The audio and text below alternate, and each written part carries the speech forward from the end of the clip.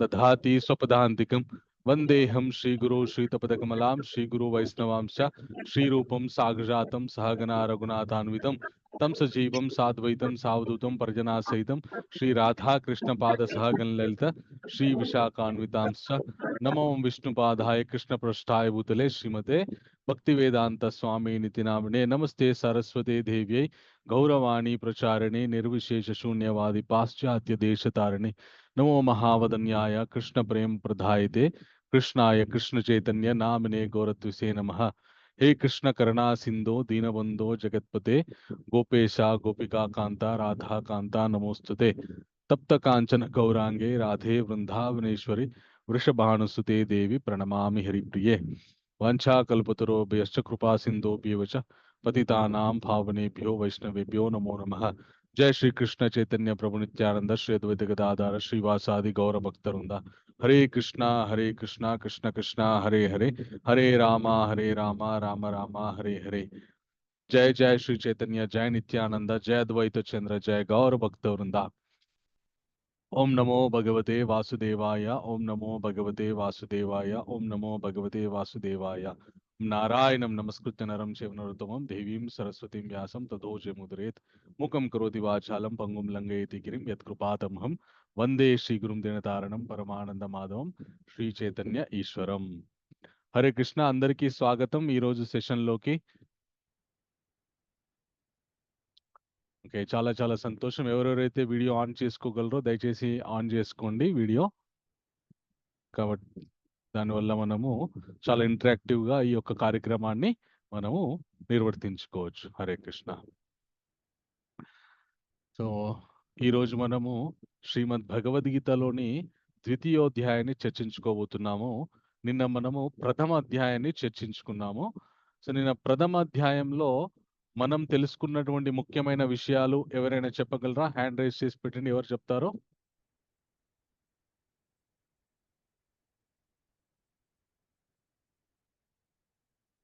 Hare Krishna.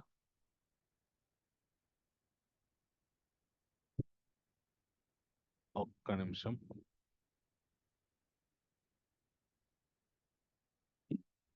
So ఎవరు చెప్తారా? Hand raise చేసి పెట్టుకోండి, నేను అవకాశం ఇస్తాను చెప్పడానికి। హరే కృష్ణ। నా వాయిస్ వినిపిస్తుంది అందరికి? హరే కృష్ణ ప్రభుజీ, వినపడుతుంది Prabhuji. Hare Krishna, thank you Mataji confirm చేసినందుకు। సో ఎవరు చెప్తారని ఏం చర్చించుకున్నాము మనము ప్రథమోధ్యాయం నుండి? ప్రథమోధ్యాయం బేస్డ్ ఆన్ డౌట్, ఆ డీటెయిల్స్ అన్ని మనం తెలుసుకోవచ్చు। వెరీ గుడ్, రాజ్యలక్ష్మి మాతాజీ కదా? అవునండి। థ్యాంక్ యూ మాతాజీ, thank you, very good. So దుర్యోధనుడు అలాగే ధృతరాష్ట్రుడి యొక్క మనస్తత్వము, ఆ తర్వాత పాండవులకు ఉన్నటువంటి శుభశకనాలు, ఆ తర్వాత అర్జునుడి యొక్క అనిశ్చిత, తర్వాత అర్జునుడి యొక్క భయము, ఆ తర్వాత మొత్తం సన్నివేశమే ఒక మలుపు తిరిగిపోయింది। సో హరే కృష్ణ। సో ఇత్యాది విషయాలు నిన్న మనము ప్రథమోధ్యాయంలో తెలుసుకున్నాం। సో ముఖ్యంగా మనం ప్రథమోధ్యాయంలో గుర్తుంచుకోవాల్సినటువంటి విషయం ఏంటంటే, ఎప్పుడు కూడా అధర్మానికి మనము సహకరించకూడదు, అలాగే మేకపోతు గాంభీర్యమైనటువంటి పొగరుబోతు మాటలు అనేటువంటివి మాట్లాడకూడదు, అలాగే భయానికి లోను కాకూడదు।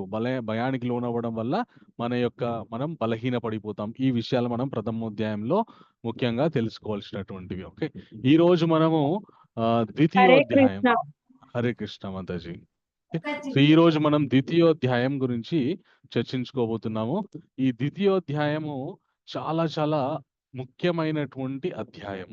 ఎందుకంటే దీన్ని ఏమంటారంటే భగవద్గీత యొక్క సారం, మన ముందు చర్చించుకోబోయే చాలా మట్టుకు విషయాల యొక్క సారము ఈ ద్వితీయ అధ్యాయంలో నిక్షేపించబడి ఉన్నాయన్నమాట। సో అలాంటి అధ్యాయం మనం ఈరోజు చర్చించుకోబోతున్నాం। ఓకే, సో ఈ అధ్యాయం మనకి సులభంగా గుర్తుంచుకోవడానికి మనం ఈ అధ్యాయానికి ఒక చక్కటి ఇంగ్లీష్ పదాన్ని అనుసంధానం చేసాం। అదేంటో తెలుసుకొని దాంతో అదొక సూత్రం లాగా, అదొక ఫార్ములా లాగా మనం గుర్తుపెట్టుకుంటే ఈ అధ్యాయంలో ముఖ్యమైనటువంటి అంశాలు ఏంటియో అవన్నీ మనకి గుర్తుంటాయి। ఓకే, సో ఈ అధ్యాయానికి మనం ఇచ్చినటువంటి నామం ఏంటి అంటే గీత, GITA। జి అంటే గురు, ఐ అంటే ఐడెంటిటీ, టూ అంటే టీ అంటే టూ ధర్మాస్, రెండు ధర్మాలు. ఏ అంటే ఆనంద, మన జీవితంలో ఆనందం ఎలా పొందాలో. ఓకే, సో ఈ విషయాల్ని మనము ఈ అధ్యాయంలో తెలుసుకోబోతున్నాం. సో మొట్టమొదట ఈ అధ్యాయంలో ఉన్నటువంటి మొట్టమొదటి అక్షరమైనటువంటి జీ. జీ అంటే ఏమని చెప్పుకున్నాం మనము? గురు. గురు. వెరీ గుడ్ మాతాజీ. సో గురువు గురించి తెలుసుకుందాం. నిన్న అధ్యయనం ప్రథమ అధ్యాయం అయిపోయేసరికి అర్జునుడి యొక్క పరిస్థితి ఏమైపోయిందంటే, నేను ఇంకా యుద్ధం చేయలేనని చెప్పేసి గాంధీవని పక్కన పెట్టేసి ఆయన రథంలో చితకలబడిపోయాడనమాట. సో ఆ అర్జునుడి యొక్క అసమర్థతని, అర్జునుడి యొక్క బలహీనతని సంజయుడు ధృతరాష్ట్ర మహారాజ్కి విన్నవిస్తున్నాడు. ఏమని అంటే, ఈ అధ్యాయము సంజయుడి యొక్క వచనం తోటి మొదలవుతుంది. సంజయుడు ఏమంటాడంటే, తం తథా కృపయావిష్టం అశ్రుపూర్ణాకులేక్షిణం విషీదంతం ఇదం వాచ మధుసూదన అని మొదలు పెడతాడనమాట. ఓ ధృతరాష్ట్ర మహారాజా, సో ఇరు సైన్యంలో ఉన్నటువంటి బంధువులను చూసి అర్జునుడు నేను యుద్ధం చేయలేనని తన కళ్ళ నిండా నీళ్లు తెచ్చుకొని యుద్ధం చేయలేకుండా బలహీన పడిపోయి నేను యుద్ధం చేయలేనని రథంలో కూర్చున్నాడు. అలాంటి కంటి నిండా నీళ్లతో కంటి నిండా అశ్రుధారలు గారుతున్నటువంటి అర్జునుడిని చూస్తూ ఆ భగవంతుడు మధుసూదనుడు ఇలా పలికాడు అని చెప్పి మన సంజయుడు ఎవరితో చెప్తారండి? ధృతరాష్ట్రుడితో చెప్తారనమాట. ఓకే, సో అప్పుడు కృష్ణుడు అర్జునుడిని చూసి మాట్లాడతాడమ్మా. క్లైభ్యం మాసమ గమః పార్థ నైతత్వయుపపద్యతే క్షుద్రం హృదయ దౌర్బల్యం త్యక్తోత్తిష్ట పరంతప. ఏమయ్యా అర్జున, నీకెక్కడి నుండి వచ్చిందయ్యా ఇలా ఈ పిరికితనము? నీకెక్కడి నుండి వచ్చింది ఈ నపుంసకత్వము? నువ్వు ఎంత పెద్ద యోధుడివి, నీకెక్కడి నుండి సంభవించింది ఇంత బలహీనత? నువ్వెందుకు యుద్ధం చేయను అని అనుకుంటున్నావు? నీలాంటి ఆర్యులకి ఇది తగినటువంటి విధానం కాదు అని చెప్పేసి కృష్ణుడు మందలిస్తూ అర్జున్తో సంభాషణ మొదలు పెడతాడనమాట. అయితే ఈ అధ్యాయంలో మొట్టమొదట ఇప్పటివరకు ధృతరాష్ట్రుడు మాట్లాడితే ధృతరాష్ట్ర వాచ అన్నారు, సంజయుడు మాట్లాడితే సంజయ్ వాచ అన్నారు. ఇప్పుడు కృష్ణుడు మాట్లాడితే ఏమన్నారంటే శ్రీ భగవాన్ వాచ అని అన్నారనమాట. అంటే భగవాన్ అని కృష్ణుని ఎందుకు సంబోధించారు అనేటటువంటి విషయాన్ని కొద్దిగా మనము అర్థం చేసుకోవడానికి ప్రయత్నం చేద్దాం. ఓకే, అసలు భగవాన్ అంటే అర్థం ఏంటి తెలుసుకుందాం. ఓకే, ఈ భగవాన్ అనేది ఒక సంస్కృత పదం. ఓకే, సో ఈ భగవాన్, భగ అంటే ఎవరికైతే విశేషమైనటువంటి శక్తులు, విభూతులు ఉంటాయో విశేషమైనటువంటి విభూతులని భగ అంటారనమాట. అవి ఎవరు ధరిస్తారో, అవి ఎవరికి ఉంటాయో అతన్ని వాన్ అంటారు. ఈ విశేషమైనటువంటి విభూతులు ధరించేటటువంటి వ్యక్తిని భగవాన్ అంటారనమాట. అవి ఏం విభూతులు అంటే ఐశ్వర్యం, వీర్యం, యశస్సు, శ్రీ, జ్ఞానం, వైరాగ్యం. ఓకే, సో వీటన్నిటి షడ్గుణాలు అంటారు వీటిని. ఈ 6 గుణాలు ఏకకాలంలో ఎవరి అందు ఉంటాయో ఆయనని భగవాన్ అంటారనమాట. కృష్ణుని ఇక్కడ భగవాన్ అని అందుకు సంబోధించడం జరిగింది. ఆయనే ఏకకాలంలో ఈ 6 గుణాలని కలిగి ఉన్నారు కాబట్టి. అయితే అప్పుడు అర్జునుడు ఏమంటాడంటే, అయ్యా కృష్ణ, నేను ఎలాగా నా పితామహుడు, నా గురువర్యులైనటువంటి వాళ్ళ మీదికి నేను ఎలా యుద్ధం చేయాలి? వాళ్ళని మాట మాత్రం చేత కూడా, హరే కృష్ణ, వాళ్ళని మన మాట వరుసకు కూడా మనము అగౌరవంగా మాట్లాడకూడదు. అట్లాంటి వాళ్ళ మీదకి యుద్ధం ఎలా చేయమంటారు మీరు అని చెప్పేసి అర్జునుడు అంటాడనమాట. కథం భీష్మం అహం సాంఖ్య ద్రోణం చ మధుసూదన ఇష్యూభి ప్రతి యోత్సామి పూజార్హావారిసూదన గురూణ హత్వా హి మహానుభావాన్ శ్రేయో భోక్తుం భైక్షమపి లోకే హత్వార్థ కామాంస్తు గురునిహైవ పుంజీయ భోగాన్ రుధిర ప్రదిగ్ధాన్ అంటాడనమాట. పూజార్హులైనటువంటి భీష్మ ద్రోణులని మీదికి నేను ఎలాగ యుద్ధం చెయ్యాలి? వాళ్ళ మీదికి యుద్ధం చేసి యుద్ధం చేసి గెలిచినటువంటి రక్తపు కూడుతో ఉన్నటువంటి ఈ భోగాలను నేను ఎందుకు అనుభవించాలి? ఎలా అనుభవించాలి? ఓ కృష్ణ, నా వల్ల అవ్వట్లేదు, నేను చెయ్యలేను అని చెప్పి ఇప్పుడు అర్జునుడు ఏం చేస్తాడంటే తనని తాను కృష్ణుడికి సమర్పించుకుంటాడనమాట. సో ఈ అధ్యాయంలో మొదటి 10 శ్లోకాలు ఏవైతే ఉన్నాయో అవి మన సంజయుడి యొక్క వివరణ, అలాగే కృష్ణుడి యొక్క మందలింపు, ఆ తర్వాత అర్జునుడి యొక్క శరణాగతితో మొదలవుతాయన్నమాట. అర్జునుడు కృష్ణుడికి తనని తాను సమర్పించుకుంటాడు. ఏమని సమర్పించుకుంటాడంటే, నాతో పాటు మీరందరూ కూడా చెప్పండి. కార్పణ్య దోషోపహత స్వభావా. ప్రయత్నం చేయండి మీరు కూడా. కార్పణ్య దోషోపహత స్వభావః కారణ్యదోషో పృచ్ఛామి త్వాం ధర్మ సమ్మూఢచేతః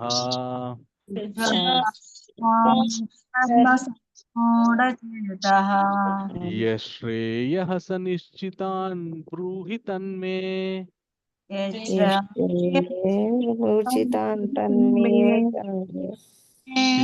శిష్యస్తేహం షాదిమాం త్వాం ప్రపన్నం.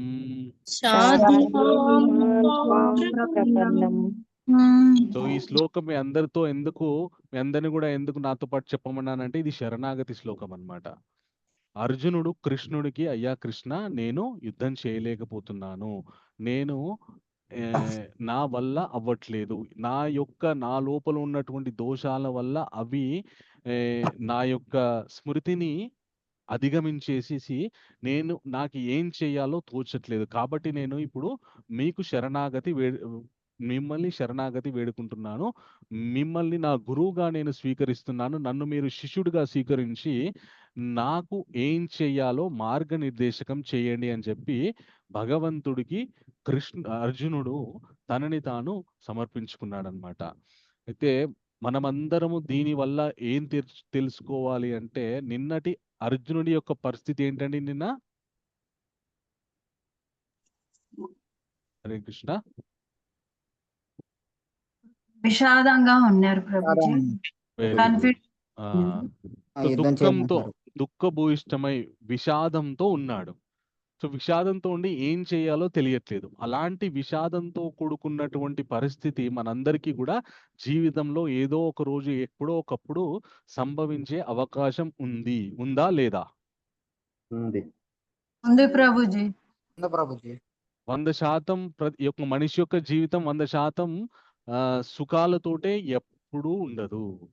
ఏదో ఒక సమయంలో ఎప్పుడో ఒకప్పుడు సుఖ దుఃఖాలు అనేటువంటి వస్తూనే ఉంటాయి.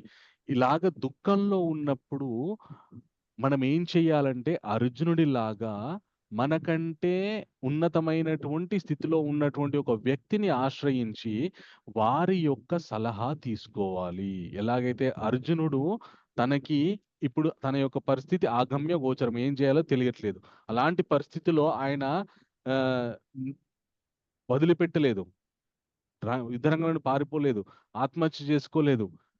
ఒక ఉన్నతమైనటువంటి వ్యక్తిని ఆశ్రయించి, భగవంతుని ఆశ్రయించి ఏం చెయ్యాలో నిర్దేశించమని భగవంతుని అడుగుతున్నాడు, వేడుకుంటున్నాడు. అయితే ఇందులో ఇంకొక సూక్ష్మమైనటువంటి విషయం మనం ఏం ఆలోచించాలి అంటే, అర్జునుడికి యుద్ధం చేయడం నిజంగానే ఇష్టం లేకపోతే, యుద్ధం అవసరం లేదనుకుంటే, నేను యుద్ధం చేయలేకపోతున్నాను అనేటువంటి విషయం దుర్యోధనుడికో లేకపోతే కౌరవుల వైపు ఎవరైతే ఉన్నారో వాళ్ళలో ఎవరికి చెప్పినా యుద్ధం అక్కడికే ఆగిపోయింది. అర్జునుడు యుద్ధం అంటున్నాడు కాబట్టి పాండవులు యుద్ధం చేయడానికి సిద్ధంగా లేరు అనేటటువంటి విషయం కౌరవులకు తెలిసిపోతే యుద్ధం అనేటువంటిది జరిగేది కాదు. కానీ అర్జునుడికి కర్తవ్యం చేయాలి అనేటటువంటి లోపల ఆలోచన ఉంది, కానీ చేయలేకపోతున్నాడు. బలహీనత ఆవరించేసింది. ఆ బలహీనత నుండి బయటపడడం ఎలాగా అనేటటువంటి విషయాన్ని భగవంతుడు ముందు విన్నవించుకున్నాడు ఆయన. ఎందుకంటే భగవంతుడు నాకు చక్కటి మార్గనిర్దేశకం చేస్తాడు. మనమందరం కూడా సమస్య ఉన్నప్పుడు భగవద్గీత అంటే మన చాలా మంది కూడా జీవితంలో ఒక ప్రశ్న వేసుకుంటుంటారు, ఏంటంటే నాకే ఎందుకు ఇలా జరుగుతుంది అని చెప్పేసి. నాకే ఎందుకు ఇలా జరుగుతుందని బాధపడుతూ ఏం చేయకుండా కూర్చుంటే మన జీవితంలో ఎలాంటి మార్పు, జీవితం కొంచెం కూడా మారదండి. కానీ జరిగిందేదో జరిగింది, ఇప్పుడు ఏం చేయాలి నేను?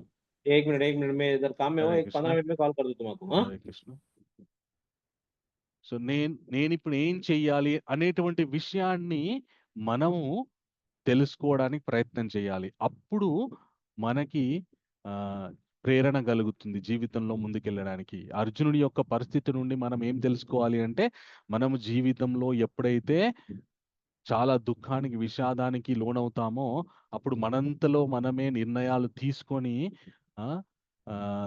ఏదో ఒక మూర్ఖమైనటువంటి పని చేయకుండా ఒక ఉన్నతమైన వ్యక్తిని ఆశ్రయించి, మనము ఆ వ్యక్తి ఎవరంటే గురువు. ఒక గురువుని ఆశ్రయించి, మళ్ళీ మనం ఎవరు పడితే వాళ్ళని ఆశ్రయించద్దండి.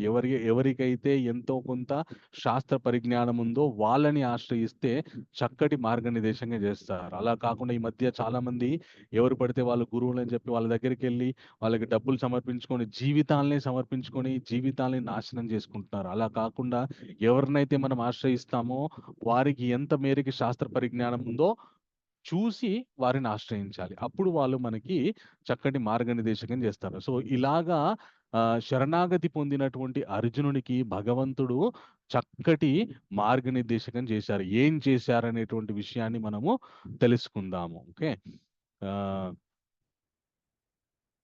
సో ఇలా చెప్పి అర్జునుడు ఇంకా నేను యుద్ధం చేయలేనని అని చెప్పి ఉన్నాడు ఓ ధృతరాష్ట్ర మహారాజా అని చెప్పి సంజయుడు ధృతరాష్ట్రుడికి చెప్పాడు.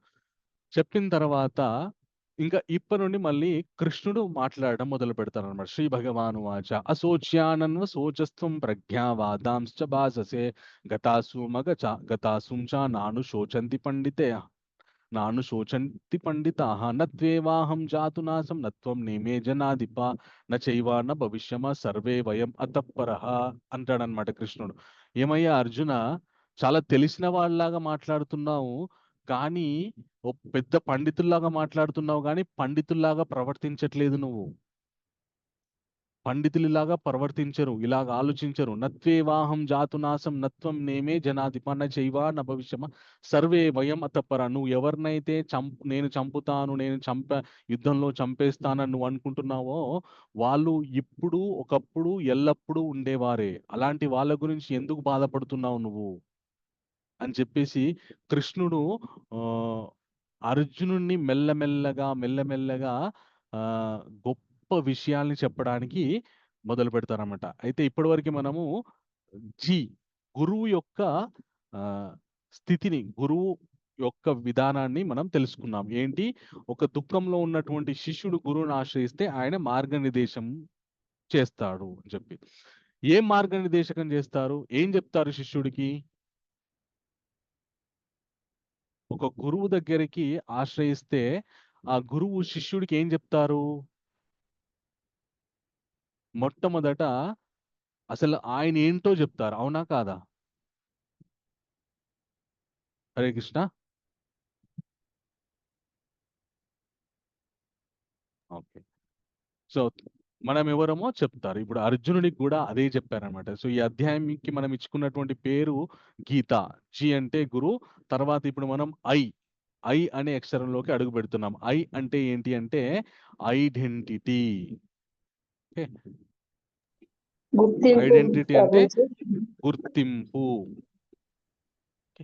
సో మనం ఎవరు అనేటటువంటి విషయాన్ని గురువు శిష్యుడికి ఉపదేశిస్తారనమాట. ఇక్కడ అర్జునుడికి కూడా కృష్ణుడు ఏం ఉపదేశించాడంటే, నాయన నువ్వేం బాధపడాల్సిన అవసరం లేదు. నత్వేవాహం జాతునాశం నత్వం నేమే జనాధిప నైవా న భవిష్యమ సర్వే వయం అతఃపరః. నేను, నువ్వు, వీళ్ళందరూ కూడా ఇప్పుడు ఒకప్పుడు ఎల్లప్పుడూ ఉన్నారు, ఉంటాము, ఉండబోతున్నాము. నువ్వేదో వాళ్ళని చంపేస్తా, పొడిచేస్తా, నువ్వు బాధపడాల్సిన అవసరం లేదు. మనందరం కూడా ఎప్పటికీ ఉంటాము. బుద్ధిమంతుడైనటువంటి వాడు ఎవడైనా కూడా దేహినోస్మిన్ యథా దేహే కౌమారం యవ్వనం జరా తథా దేహాంతరా ప్రాప్తిర్ ధీరస్తత్రన ముఖ్యతి అంటారు భగవంతుడు. ఏమంటాడంటే, బుద్ధిమంతుడైనటువంటి వ్యక్తి మనుష్యుడు చెందేటటువంటి వివిధమైనటువంటి మార్పులను చూసి భయపడు. ఇక్కడ ఉన్నటువంటి మనుషులంతా కూడా ఒకప్పుడు పుట్టారు, బాల్య వ్యవస్థలోకి వచ్చారు, యవ్వనంలోకి వెళ్ళారు, మళ్ళీ తర్వాత వృద్ధాప్యంలోకి వ్యాధిగ్రస్తులయ్యారు, తర్వాత మరణిస్తారు. నువ్వు వారిని చంపకపోయినా సహజ సిద్ధంగా వాళ్ళు ఎప్పుడో ఒకప్పుడు మరణించాల్సిందే. ఆ పరిస్థితి అందరికీ వస్తుంది. సో ఆ సహజంగా వచ్చేటటువంటి పరిస్థితి, ఎప్పుడో ఒకప్పుడు వచ్చేటటువంటి పరిస్థితి, అది ఎప్పుడైనా రావచ్చు. సో ఆ విషయాన్ని గురించి బుద్ధిమంతులైనటువంటి వాళ్ళు బాధపడరు. నువ్వు కూడా బాధపడాల్సినటువంటి అవసరం లేదు అని చెప్పేసి కృష్ణుడు అర్జునుడికి ఏం చెప్తాడంటే, మాత్రాస్పర్శాస్తు కౌంతేయ శీతోష్ణ సుఖ దుఃఖదా ఆగమాపాయినో నిత్య తాం స్థితిక్షస్వ భారత. నాతో పాటు అందరూ చెప్పండి. మాత్రాస్పర్శాస్తు కౌంతేయ కౌంతేయ శీతోష్ణ సుఖ దుఃఖదాః శీతోష్ణ సుఖ దుఃఖాః ఆగమాపాయినో ఆగమాపాయినో నిత్యః నిత్యః తాం స్థితిక్షస్వ భారత. భారత. కృష్ణుడు ఏమంటున్నాడంటే, నాయన అర్జున, జీవితంలో సుఖ దుఃఖాలు అనేటటువంటివి వర్షాకాలం, చలికాలం, ఎండాకాలం లాగా వస్తూ పోతూ ఉంటాయి. ఓసారి చలికాలం ఉంటుంది, ఓసారి ఎండాకాలం ఉంటుంది. ఇట్లాగా కాలాలు మారినట్టు మనుషుడి యొక్క జీవితంలో సుఖ దుఃఖాలు కూడా వస్తూ పోతూనే ఉంటాయి. వాటి గురించి బాధపడాల్సినటువంటి అవసరం లేదని చెప్పి కృష్ణుడు చెప్తాడనమాట. అయితే ఒకసారి ఏమైందంటే, ఒక రాజ్యంలో ఒక గొప్ప మహారాజు ఉండేవారు. ఆయన చాలా చాలా తెలివివంతుడు, చాలా తెలివి ఉన్నవాడు ఆయన. అయితే ఆయన దగ్గర ఒక మంత్రి ఉండేవాడు. ఆ మంత్రికి ఎప్పుడు కూడా రాజుగారికి ఏదో చక్కటి బహుమానం ఇవ్వాలని చెప్పి ఆయనకి ఒక ఆశ ఉండేది. ఓసారి రాజుగారి యొక్క పుట్టినరోజు వచ్చినప్పుడు రాజుగారు, మంత్రి, నీకు ఎప్పుడు కూడా నాకు ఏదో ఒక బహుమానం ఇవ్వాలని నీవు ఆలోచిస్తుంటావు కదా, నాకు నా పుట్టినరోజు చాలా సమీపంలో ఉంది, నువ్వు నాకు ఒక బహుమతి ఇవ్వాలి అని చెప్పి అడుగుతాడనమాట. సరే రాజా మహారాజ్, చెప్పండి, మీకు ఎలాంటి బహుమతి కావాలో చెప్పండి, నా శాయశక్తులా ప్రయత్నించి తీసుకొస్తాను అంటాడు. అనగానే రాజు ఏమంటాడంటే, మంత్రి, నువ్వు ఇచ్చే బహుమతి ఏదైతే ఉందో అది నేను దుఃఖంలో ఉన్నప్పుడు చూస్తే సంతోషపడాలి, సుఖంలో ఉన్నప్పుడు చూస్తే దుఃఖపడాలి, బాధపడాలి. అలాంటి బహుమతి నాకు తెచ్చివు అని చెప్పి మంత్రికి చెప్తాడనమాట. మంత్రి, ఇదేంటి పిచ్చి కోరిక, ఇట్లా ఎక్కడైనా ఇట్లాంటి బహుమతి ఉంటుంది, అయితే దాన్ని చూస్తే సుఖపడాలి, ఆనందపడాలి, సంతోషపడాలి, అట్లాంటి బహుమతి కోరుకుంటారు. కానీ సుఖంలో ఉన్నప్పుడు చూస్తే దుఃఖపడాలంట, దుఃఖంలో ఉన్నప్పుడు చూస్తే సుఖపడాలంట. అంటే ఏ పరిస్థితిలో చూసినా కూడా ఆ పరిస్థితి కి భిన్నంగా ఉండేటట్టు ఉండాలంట బహుమతి. అట్లా ఎక్కడన్నా ఉంటుందా అని మంత్రి రాజ్యం మొత్తం వెతికి ఒక 2 రోజులు వెతికిన తర్వాత ఒక కంసాలి దగ్గరికి వెళ్తారనమాట, బాధపడుతూ. అయితే ఆయన అడుగుతాడు, ఏంటండి, ఏంటి మంత్రి గారు, ఏంటి ఇలా వచ్చారు, బాధపడుతున్నారంటే ఆ కంసాలి ఏం చెప్తాడంటే, అయ్యా, అంటే బంగారి ఆభరణాలు చేసేటటువంటి వ్యక్తి అన్నమాట. ఆయనే అడగానే మంత్రి ఏమంటాడు, అయ్యా, మా రాజుగారు ఒక విచిత్రమైన కోరిక అడిగారు, ఆయన ఒక బహుమతి ఇవ్వమన్నారు ఆయన పుట్టినరోజుకి. అది ఏంటంటే, ఆయన దుఃఖంలో ఉన్నప్పుడు చూస్తే దాన్ని చూసి సంతోషపడాలంట, ఆయన సంతోషంలో ఆనందంగా ఉన్నప్పుడు చూస్తే దుఃఖపడాలంట. అట్లాంటి బహుమతి ఇవ్వమన్నారు, అలాంటిది ఎక్కడ దొరుకుతుందా అంటే, ఆ బంగారాభరణాలు చేసేటటువంటి వ్యక్తి ఏమన్నారంటే, అయ్యో, దానికి ఎందుకంటే ఇంత చింతిస్తారు, నేను వెంటనే మీకు ఒక మంచి ఆ బహుమతి చేసిస్తానని చెప్పేసి, మరుసటి రోజు రండి, మీరు రేపు రండి, నేను చేసిస్తాను అనగానే ఆ బంగారాభరణం చేసే అతను ఒక చక్కటి మణితో కూడుకున్నటువంటి ఉంగరం చేసిచ్చాడనమాట. చేసిచ్చిన తర్వాత, ఇది మీ రాజుగారికి ఇవ్వండి, ఇచ్చి మీరు మెప్పు పొందండి అంటాడనమాట. ఇది మంత్రి తీసుకెళ్లి తన పుట్టినరోజు నాడు రాజుగారికి ఆ ఉంగరాన్ని ఇస్తాడనమాట. ఇచ్చిన తర్వాత రాజుగారు దాన్ని ధరిస్తారు. దాన్ని ధరించి దానిలో ఒక మంచి తెల్లటి మణి ఉంటుంది, దాని మీద కొన్ని అక్షరాలు రాసి ఉంటాయన్నమాట. అవి ఏంటి అని చెప్పేసి ఆయన ఇట్లా చూస్తాడనమాట భూతద్దం పెట్టి. చూడగానే దాని మీద ఏమని రాసి ఉంటుందంటే, ఎప్పుడూ ఇలాగే ఉండదు అని రాసిందనమాట. అంటే ఇప్పుడు సంతోషపడుతున్నప్పుడు ఆ ఉంగరాన్ని చూసుకున్నాడు అనుకో, ఎప్పుడు ఇలాగే ఉండదు అని కనిపిస్తుంది. దుఃఖంలో ఉన్నప్పుడు ఆ ఉంగరాన్ని చూసుకున్నాడు అనుకో, ఎప్పుడు ఇలాగే ఉండదు అని కనిపిస్తుంది. ఇప్పుడు ఆయన కోరిక తీరిందా? సో మన జీవితంలో కూడా ఏ ఏ స్థితిలో ఉన్నా కూడా ఎప్పుడు అలాగే ఉండదు. దానికంటే ఉన్నత స్థితికి వెళ్ళొచ్చు, దానికంటే తక్కువ స్థితికి వెళ్ళొచ్చు. కానీ ఏ స్థితిలో ఉన్నా కూడా నిలదొక్కుకొని ఉండడం అనేటటువంటిది గొప్పతనం. అలా ఉండాలి అంటే ఏం తెలుసుకోవాలి అంటే భగవంతుడు ఆ విషయాన్ని చెప్తున్నారనమాట. మనం నిజానికి మనం ఎవ్వరము అనేటటువంటి విషయాన్ని తెలుసుకోవాలి. సో మనందరం కూడా మనందరికీ ఏదో ఒక గుర్తింపు ఉంటుంది. నేను పలానా వంశానికి చెందినవాడిని, నేను పలానా కంపెనీలో జాబ్ చేస్తాను, లేదంటే నేను పలానా వ్యాపారం చేస్తాను, నేను పలానా రాజకీయ నాయకుడిని అని మనందరికీ ఒక గుర్తింపు ఉంటుంది. ఉంటుందా? ఉండదా? ఏ గుర్తింపు లేని వాళ్ళు ఎవరైనా ఉన్నారా? లేరు ప్రభు. ఏదో గుర్తుంది ప్రభు. అసాధ్యం అది. ఈ ఈ సృష్టిలో ఏ గుర్తింపు లేనటువంటి వాళ్ళు ఎవరు ఉండరు. ఏదో ఒక గుర్తింపు ఉంది మనందరికీ కూడా. ఓకే.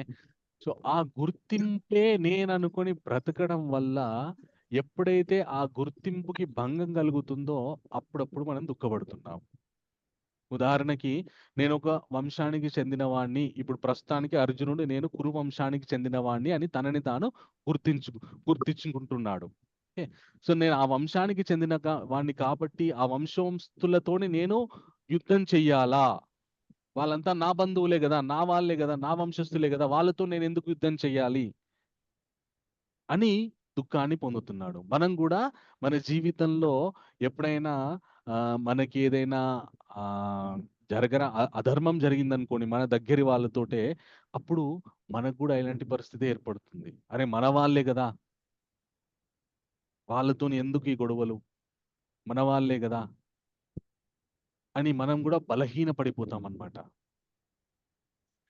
ఇది మన కుటుంబంలో జరగచ్చు, మన ఆఫీస్లో కూడా జరగచ్చు. అరే నా పొజిషన్ అది, నన్ను ఇంత అగౌరవపరుస్తారా? నేను ఎంత కష్టపడ్డాను, ఈ కంపెనీ గురించి నేను ఎంత కష్టపడ్డాను. లేదంటే ఓ వ్యాపారం ఉందనుకోండి, ఈ వ్యాపారం పైకి తీసుకురావడానికి నేను ఎంత కష్టపడ్డాను అని మనకున్నటువంటి సామాజిక గుర్తింపులతోని మనం మమేకమైపోయి ఉంటామన్నమాట. ఎప్పుడైతే ఆ సామాజిక గుర్తింపుకి భంగం కలుగుతుందో అప్పుడప్పుడు మనం దుఃఖానికి లోనైపోతూ ఉంటాం అన్నమాట. ఒకసారి ఏం జరిగిందంటే, ఇది రియల్గా జరిగిందండి. మీరు కావాలంటే ఇంటర్నెట్లో కూడా కొట్టి చూసుకోవచ్చు. ఎంతమంది కాఫీ డే తెలుసండి? కాఫీ డే అనే ఒకటి కాఫీ మంచి పాష్గా చక్కటి మన స్టైలిష్గా ఉంటుంది అనమాట. కాఫీ డే అని ఒక సంస్థ ఉంది. ఎంతమందికి తెలుసు? హిమాయత్ నగర్ లో కూడా ఉంటది కదా ప్రభు. చాలా చాలా పెద్ద మన అవుట్లెట్స్ ఉంటాయన్నమాట. మన మెట్రో నగరాల్లోనే ఉంటాయి ఈ కాఫీ డేస్ అనేటువంటి. స్టార్ బక్స్ లాగా కాఫీ డే అని మన ఇండియన్ కంపెనీ అన్నమాట. అయితే ఈ కాఫీ డేకి ఎవరైతే ఓనర్ ఉన్నారో ఆయన పేరు సిద్ధార్థ. ఆయన 2019 సంవత్సరంలో ఆయన ఆత్మహత్య చేసుకున్నాడండి. ఎందుకు ఆత్మహత్య చేసుకున్నాడు తెలుసా? 7,000 కోట్ల రూపాయల అప్పులో కూరుకుపోయాడు ఆయన. నేను అది తీర్చలేనని చెప్పేసి ఆయన ఆత్మహత్య చేసుకోవడం జరిగింది.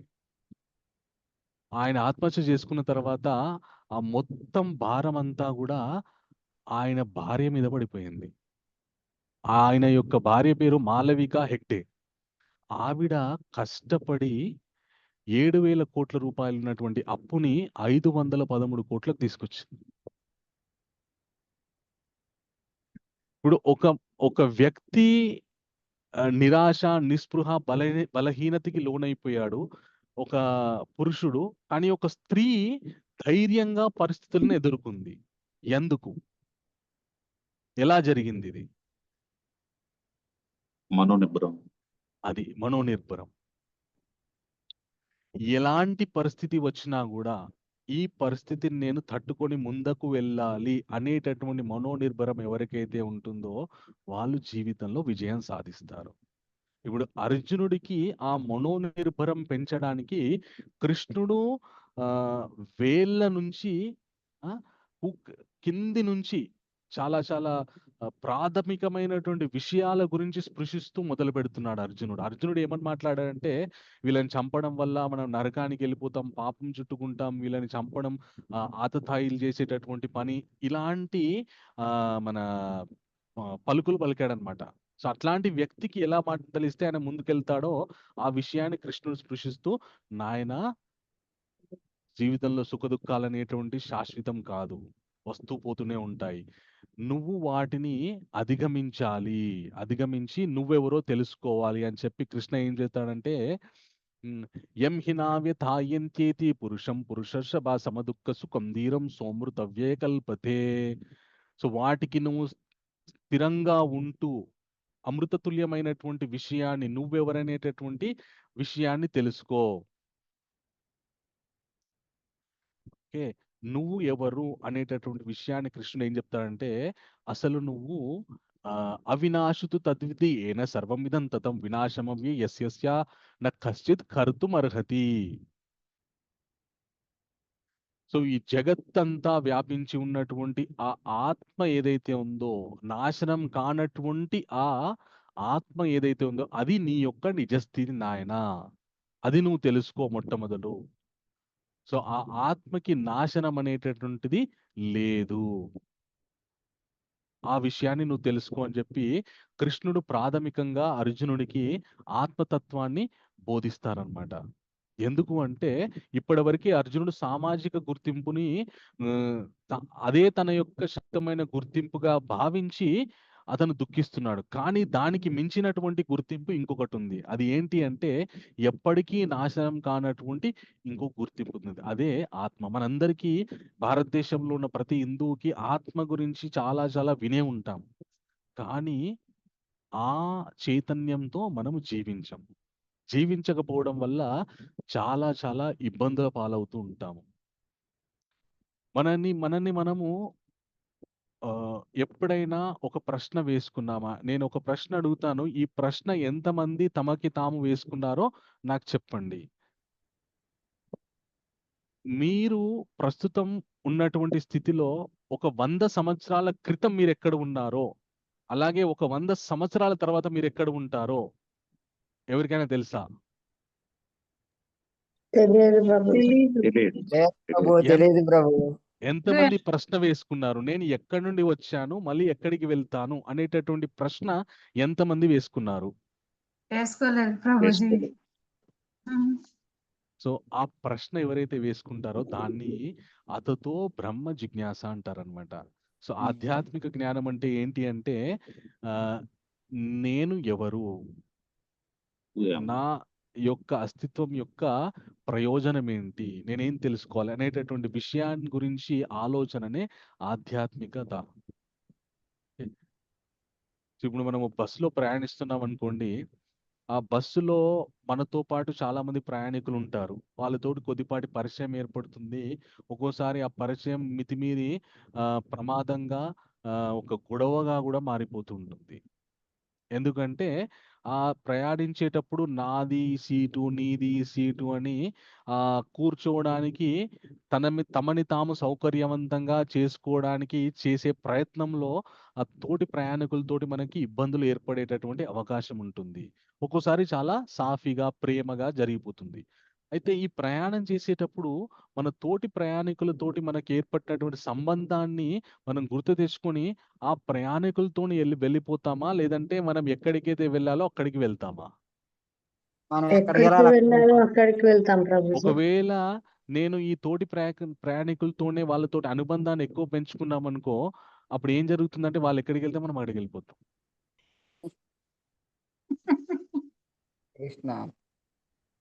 వాళ్ళు ఎక్కడికి వెళ్తే అక్కడికి మనం వెళ్ళిపోయే అవకాశం ఉంటుంది, ఎందుకంటే అంత అనుబంధం పెంచుకున్నాం అనమాట. సో మానవ జీవితంలో కూడా ఈ జీవితం అనేటటువంటి ప్రయాణంలో మనకున్నటువంటి బంధువులు, స్నేహితులు, వీళ్ళంతా కూడా మన ప్రయాణంలో మనతో పాటు ప్రయాణిస్తున్నటువంటి ప్రయాణికులు. వీళ్ళతోటి మనం ఒక సాటి ప్రయాణికుడితో ఏ విధంగా మెదులుతామో అదే విధంగా మెదిలి మనం ప్రయాణాన్ని సుఖమయం చేసుకొని మనం ఎక్కడికి చేరుకోవాలో అక్కడికి చేరుకోవాలి తప్ప ఈ అనుబంధాలతోనే మమేకమైపోయి ఇక్కడే ఉండిపోకూడదు. అందుకే శ్రీపాద శంకరాచార్యుల వారు చాలా గొప్ప విషయం చెప్తారనమాట. ఏమని చెప్తారంటే, రుణానుబంధ రూపేణ పశుపత్ని సుతాలయ రుణక్షయే క్షయం యాంతి తత్రకా పరివేదన అంటారనమాట. మనకి మనతో పాటు ఉన్న స్నేహితులు, బంధువులు వీళ్ళంతా గూడా మనం వాళ్ళకి రుణపడి ఉన్నాం. వాళ్ళు మనకి రుణపడి ఉన్నారు. ఎంతకాలమైతే మన ఇద్దరి మధ్యల ఈ రుణం అనేటటువంటి బంధం ఉంటుందో అంతకాలం మనంతా కలిసి ఉంటాము. ఈ రుణం తీరిపోయిన తర్వాత మనకి వాళ్ళకి సంబంధం ఉండదు. మనమెవరమో వాళ్ళెవరో. దానికి బాధపడాల్సినటువంటి అవసరం ఏంటి? ఎలాగైతే మనము బ్యాంక్‌లో లోన్ తీసుకున్నామనుకోండి, మనము ఈఎంఐ కట్టేంత వరకి వాడు మనకి మెసేజ్‌లు పంపిస్తూ ఉంటాడు. మనము ఆ మెసేజ్‌లు చూసుకుంటూ ఉంటాము. అలాగే మనని వాడు ఎప్పుడు కట్టకపోతే వచ్చి కలుస్తూ ఉంటాడు.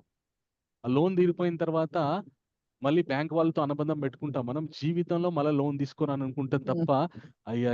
ఇంతకాలం లోన్ తీసుకున్నా చాలా బాగుంది. ఇంకొంచెం లోన్ ఉంటే బాగుండని అనుకుంటామా? అనుకోండి ప్రభు. అనుకోం గదా! ఎందుకంటే రుణం తీరిపోయింది. సో, ఇలాంటి ఈ విధమైనటువంటి మానసిక పరిపక్వతతోటి మనతో పాటున్నటువంటి బంధువులతో మనం మెదలడం మొదలుపెట్టాలి.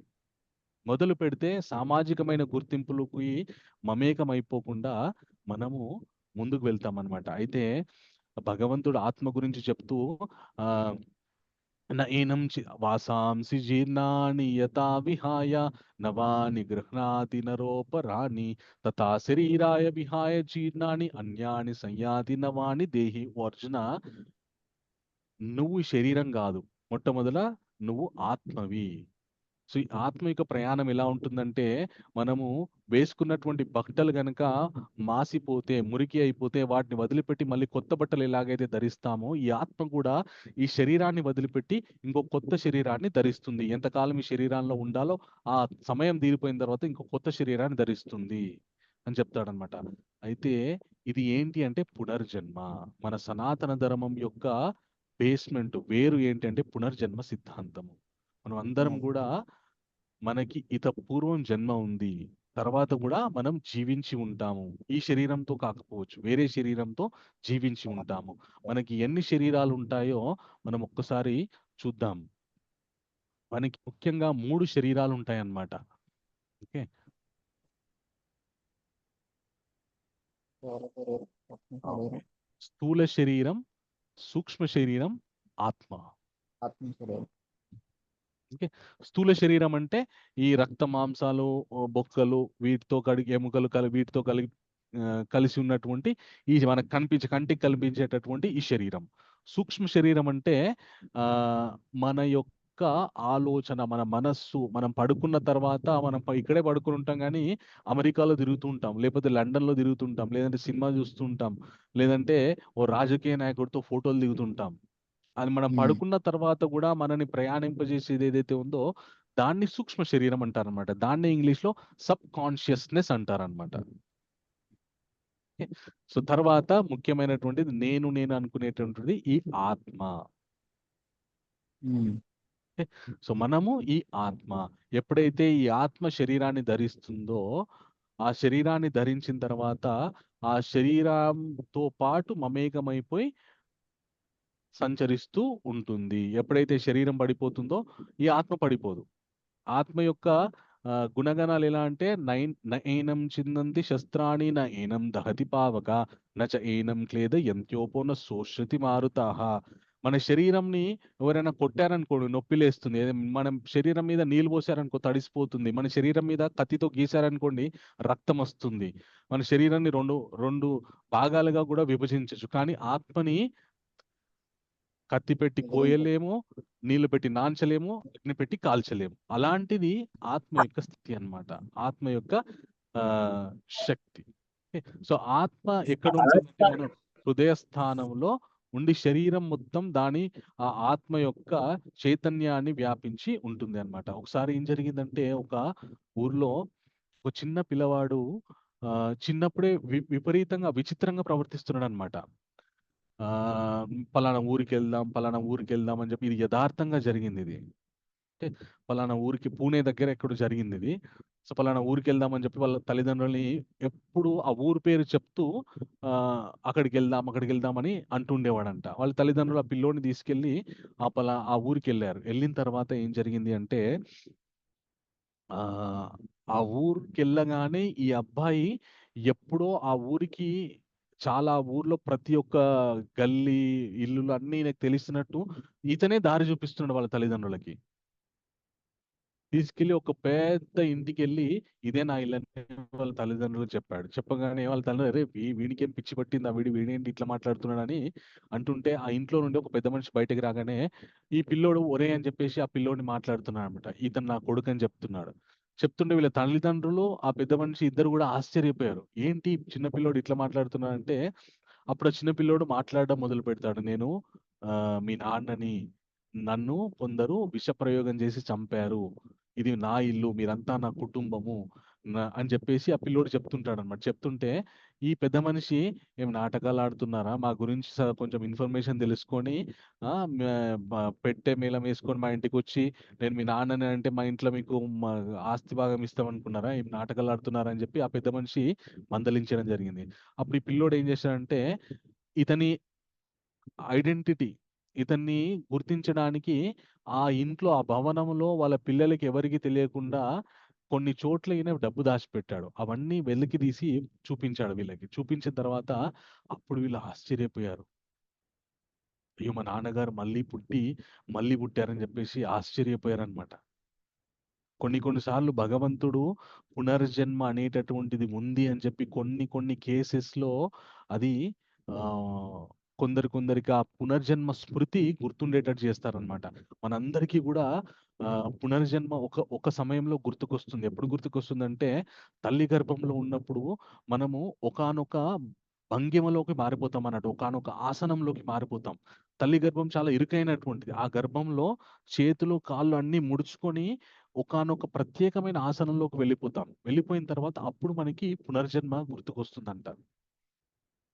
గుర్తుకొచ్చి అయ్యో! ఆ జన్మలో నేను నన్ను నేను ఉద్ధరించుకోవడానికి సరిగ్గా జీవించకపోయేసరికి మళ్ళీ జన్మించాల్సినటువంటి అవసరం ఏర్పడింది. మళ్ళీ ఈ తల్లి గర్భంలోకొచ్చానని చెప్పి భగవంతుని ప్రార్థిస్తామంట మనమందరం. పిండ దశలో ఉన్న మనము భగవంతుని స్వామి నాకింకొక అవకాశం ఇయ్యండి దయచేసి. మళ్ళీ జన్మించి చక్కగా జీవించి మిమ్మల్ని చేరుకుంటానని చెప్పేసి భగవంతుని వేడుకొని ఒక్క అవకాశం ఇయ్యండి అని కోరుకుంటామంట. శ్రీమద్ భాగవతంలో 3వ స్కందంలో ఈ ఆత్మ ఏ విధంగా ప్రార్థన చేస్తుందో పిండ దశలో ఉన్నప్పుడు ఏమని భగవంతుని కోరుకుంటామో అవి చక్కగా రాయబడి ఉన్నాయన్నమాట. ఓ భగవంతుడా!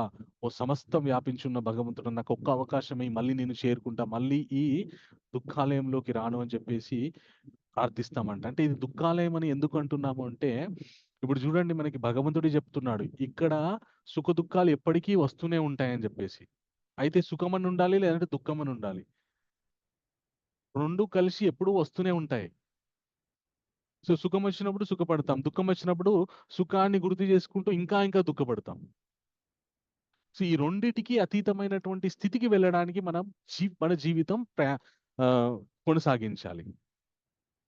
అందుకు ఏం చెయ్యాలి అంటే భగవంతుడు, కృష్ణుడు ఏం చెప్తున్నాడంటే జాతస్య హి ధ్రువో మృత్యుర్ధ్రువం జన్మ మృతస్య చ తస్మాదపరిహార్యేతే నత్వం శోచితుమర్హసి. నాయనా అర్జున, పుట్టినవాడు ఖచ్చితంగా శరీరాన్ని వదిలిపెట్టాల్సిందే. శరీరాన్ని వదిలిపెట్టినవాడు మళ్ళీ పుట్టాల్సిందే. మంచి కర్మలు చేస్తే మళ్ళా మంచి మనిషిగా పుడతారు.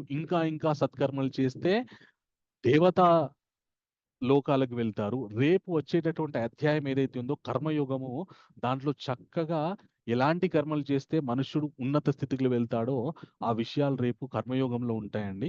సో ఈ రోజుకి మాత్రం మనము జస్ట్ మన ప్రయాణం ఎలా ఉంటుందనేటువంటిది తెలుసుకుందాం. సో పుట్టినవాడు ఖచ్చితంగా శరీరాన్ని మార్చాల్సిందే అని చెప్తూ మనమంతా కూడా అవ్యక్తాదిని భూతాన్ని వ్యక్త మధ్యాని భారత అవ్యక్త నిధననే ఏవా తత్ర కా పరిదేవన ఆశ్చర్యవత్ పశ్యతి కశ్చిదేనం ఆశ్చర్యవత్ వదిత తథైవ చన్య ఆశ్చర్యవక్చేనం అన్యశ్నోతి శ్రుత్వాప్యేన వేదాన చైవ కశ్చిత్.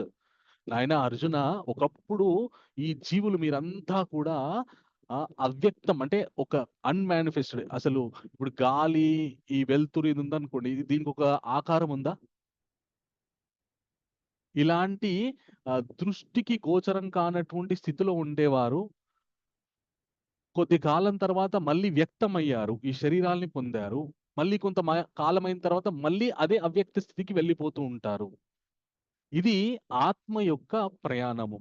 మీ అందరి యొక్క జీవులందరి యొక్క ప్రయాణం ఇలాగే ఉంటుంది. ఓసారి పుడతారు, మళ్ళీ ఓసారి చచ్చిపోతారు, అవ్యక్తంలోకి వెళ్ళిపోతారు, మళ్ళీ వ్యక్తమవుతూ ఉంటారు. ఇలాగ మీ ప్రయాణం అంతా ఉంటుంది. ఈ విషయాలు చెప్పినా కూడా చాలా మంది ఆశ్చర్యంగా చూస్తుంటారు తప్ప ఎవ్వరు ఈ విషయాన్ని సీరియస్ గా తీసుకోరని మళ్ళీ భగవంతుడే చెప్పాడనమాట. ఒక విషయం ఆలోచించండి. నేను ఆత్మ, నేను ఒకప్పుడు జీవించినటువంటి జీవన విధానం వల్ల నాకు ఈ జీవితం వచ్చింది. కాబట్టి నేను ఈ జీవితాన్ని సక్రమంగా జీవిస్తే మళ్ళీ మంచి జీవితం రావచ్చు, లేకపోతే అక్రమంగా జీవిస్తే దారుణమైన జీవితం రావచ్చు అనే స్పృహ ఉందనుకోండి, ఎవరికైనా తప్పులు చేస్తాడా? అగ్నిని ముట్టుకుంటే కాలుతుందని తెలిసిన వాడు ఎవడైనా అగ్నిని ముట్టుకుంటాడా? ఒకవేళ ముట్టుకోవాల్సి వస్తే తగినటువంటి మన కాలకుండా ఉండేటటువంటి ప్రొటెక్షన్ చేసుకొని అగ్నిని ముట్టుకుంటాడు తప్ప పుట్టి చేతులతోని ముట్టుకోడు కదా. అలాగే మనుష్యుడికి కూడా ఎవరికైతే నేను ఈ శరీరం కాదు ఆత్మని, నాకు ఒకప్పుడు జీవితం ఉంది, ఆ జీవితానికి ప్రతిబింబంగా ఈ జీవితం ఉంది, దీని తర్వాత కూడా మళ్ళీ జీవితం అనే స్పృహ ఉంటే చాలా ధార్మికంగా బతకడానికి ప్రయత్నం చేస్తాడు. చెప్పి కృష్ణుడు ఒక అద్భుతమైనటువంటి ఒక విషయం చెప్తాడనమాట. ఏమని చెప్తాడంటే, ఆశ్చర్యవత్ పశ్యతి కశ్చిదేనం ఆశ్చర్యవత్ వదతి తథైవ చన్య ఆశ్చర్యవక్చేనం అన్యశ్నోతి శ్రుత్వాపేన వేదా చైవన కశ్చిత్ దేహీ నిత్యమవాద్యోయం దేహే సర్వస్య భారత తస్మాత్ సర్వాణి భూతాని నత్వం సూచితుమర్హసి స్వధర్మమపి చావేక్ష నావికంపితుమర్హసి ధర్మాద్యుజ్యశ్రేయోన్యత్ క్షత్రియస్య న విద్యతే. నాయన, అందుగురించనే ఈ విషయాలన్నీ కూడా పుట్టడం, చావడము, సుఖ దుఃఖాలు ఇవన్నీ కూడా అనివార్యమేనయ్యా. వీటి గురించి నువ్వు బాధపడాల్సిన అవసరం లేదు. కాబట్టి నువ్వు నీ ధర్మాన్ని నువ్వు నిర్వర్తించు అని చెప్పి 3వ అక్షరంలోకి మనం అడుగు పెడుతున్నాం. ఇప్పటి వరకు మనం గురువు, అలాగే జి అండ్ ఐ, గురువు, ఐడెంటిటీ గురించి మనం తెలుసుకున్నాము. ఇప్పుడు GIT టీ అనే అక్షరంలోకి అడుగు పెడుతున్నాం అనమాట మనం. ఓకే, సో టీ అనేటువంటి అక్షరం ఏంటి అంటే 2 ధర్మాస్, 2 ధర్మాలు. మనుష్యుడికి 2 ధర్మాలు ఉంటాయన్నమాట.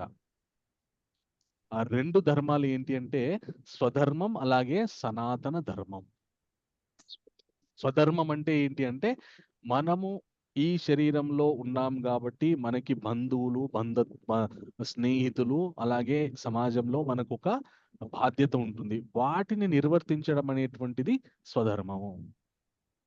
ఈ శరీరంలో అంతర్లీనంగా ఉన్నటువంటి మన ఆత్మోద్ధరణకు చేసుకునేటటువంటి ధర్మం ఏదైతే ఉందో అది సనాతన ధర్మం. సనాతనం అంటే అతి పురాతనమైనటువంటిది, సత్యమైనటువంటిది, ఎప్పటికీ ఉన్నటువంటి, మొదలు లేనటువంటి దాన్ని సనాతనం అంటారనమాట. సో ఆత్మకి మొదలనేటువంటిది లేదు.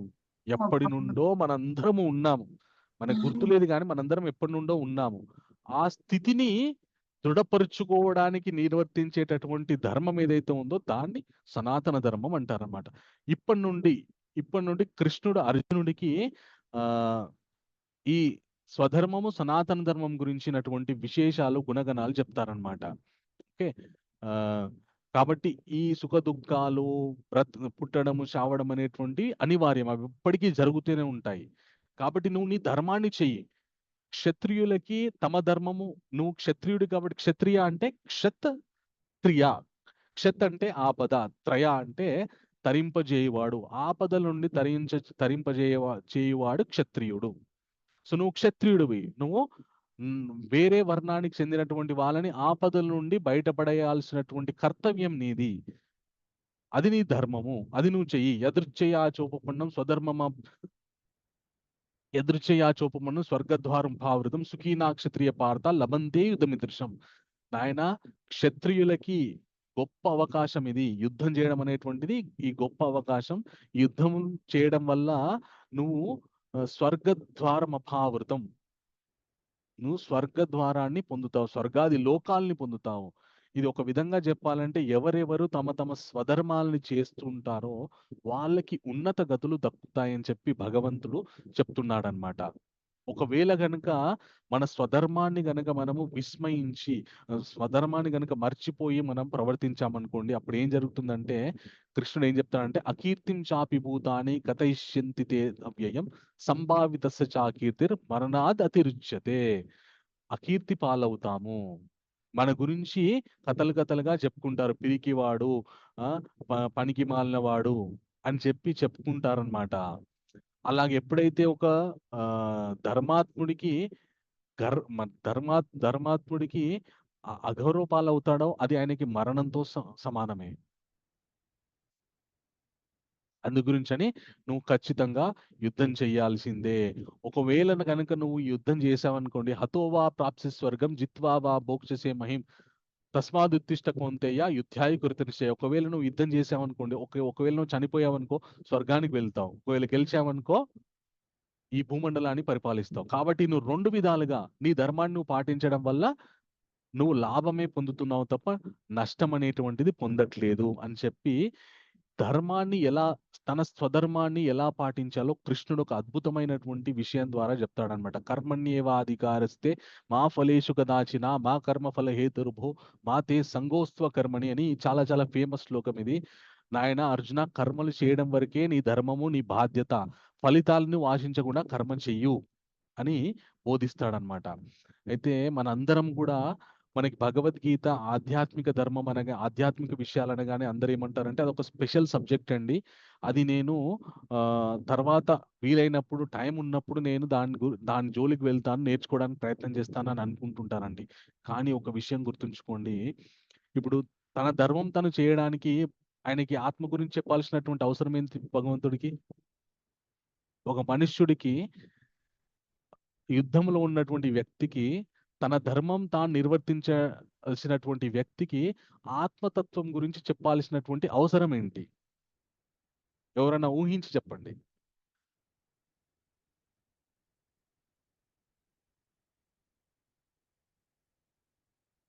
ప్రయత్నం చేయండి, ఎంతో కొంత. తప్పైనా పర్వాలేదు. అర్జునుడు సందిగ్ధావస్థలో ఎవరి కర్మల వారు సరిగ్గా చేయాలి కదా, అందుకే చెప్పారు అనుకుంటున్నా ప్రభు. ఓకే. సో పురుషోత్తం ప్రభు చెప్తున్నారు అర్జునుడు సందిగ్ధంలో ఉన్నాడని, అలాగే ఎవరి కర్మలు వాళ్ళు చేయాలని నిమాయి ప్రభు చెప్తున్నారు. ఇద్దరు కూడా చక్కగా రెస్పాన్స్ ఇచ్చారు, చాలా సంతోషము. నేను ఇందాక చెప్పాను కదా, మనకి 2 గుర్తింపులు ఉంటాయి. ఒకటి ఈ శరీరముతోటి ఏర్పడినటువంటి గుర్తింపులు, ఇంకోటి మన యొక్క నిజమైనటువంటి గుర్తింపు. నేనెవరిని, నేను సనాతనుణ్ణి, నేను ఆత్మని అనేటటువంటి గుర్తింపు. ఇప్పుడు ఈ తన ధర్మాన్ని తన చేయలేను అనేటటువంటి వ్యక్తికి ఆత్మ గురించి భగవంతుడు ఏం చెప్పాడంటే, ఇప్పుడు ఈయన ఈ క్షత్రియుడిలాగా ఎందుకు పుట్టాల్సి వచ్చింది? ఎందుకంటే అక్కడ ఉన్న వాళ్ళకి ఈయనకి ఏదో రుణం ఉంది కదా, అంతే కదా. రుణం ఉండడం వల్లనే ఆ రుణాన్ని సెటిల్ చేసుకోవడానికే ఈయన అక్కడ పుట్టాల్సి వచ్చింది. ఒకవేళ వాళ్ళ మధ్యలో ఉన్నటువంటి ఆ రుణాన్ని తెంచుకోలేదనుకోండి, మళ్ళీ ఏం జరుగుతుంది? ఇప్పుడు మీరు బ్యాంకులో లోన్ తీసుకున్నారనుకోండి, లోన్ కట్టకపోతే ఏమైతుంది? ఇంటికి వస్తారు, కట్టి తీరాల్సిందే. పోనీ మీరు జాబ్ చేస్తున్నారనుకోండి, మీ జాబ్లో మీకు ఇచ్చినటువంటి పని ఉందనుకోండి, మీరు పూర్తి చేయలేదనుకోండి, అప్పుడు ఏం చేస్తారు? మీ ఇంట్లో ఉన్నా కూడా మీ నిద్ర కూడా పోనీయరు మిమ్మల్ని. ఫోన్ చేసి మొత్తం సగం చేసి వదిలిపెట్టి వెళ్ళ మిగతా ఎవడు చేస్తాడు? ఇంట్లో నుండి అయినా నువ్వు పని చేయని చెప్పేసి చెప్తారా చెప్పరా? చెప్తారు ప్రభుజీ. చెప్తారు కదా.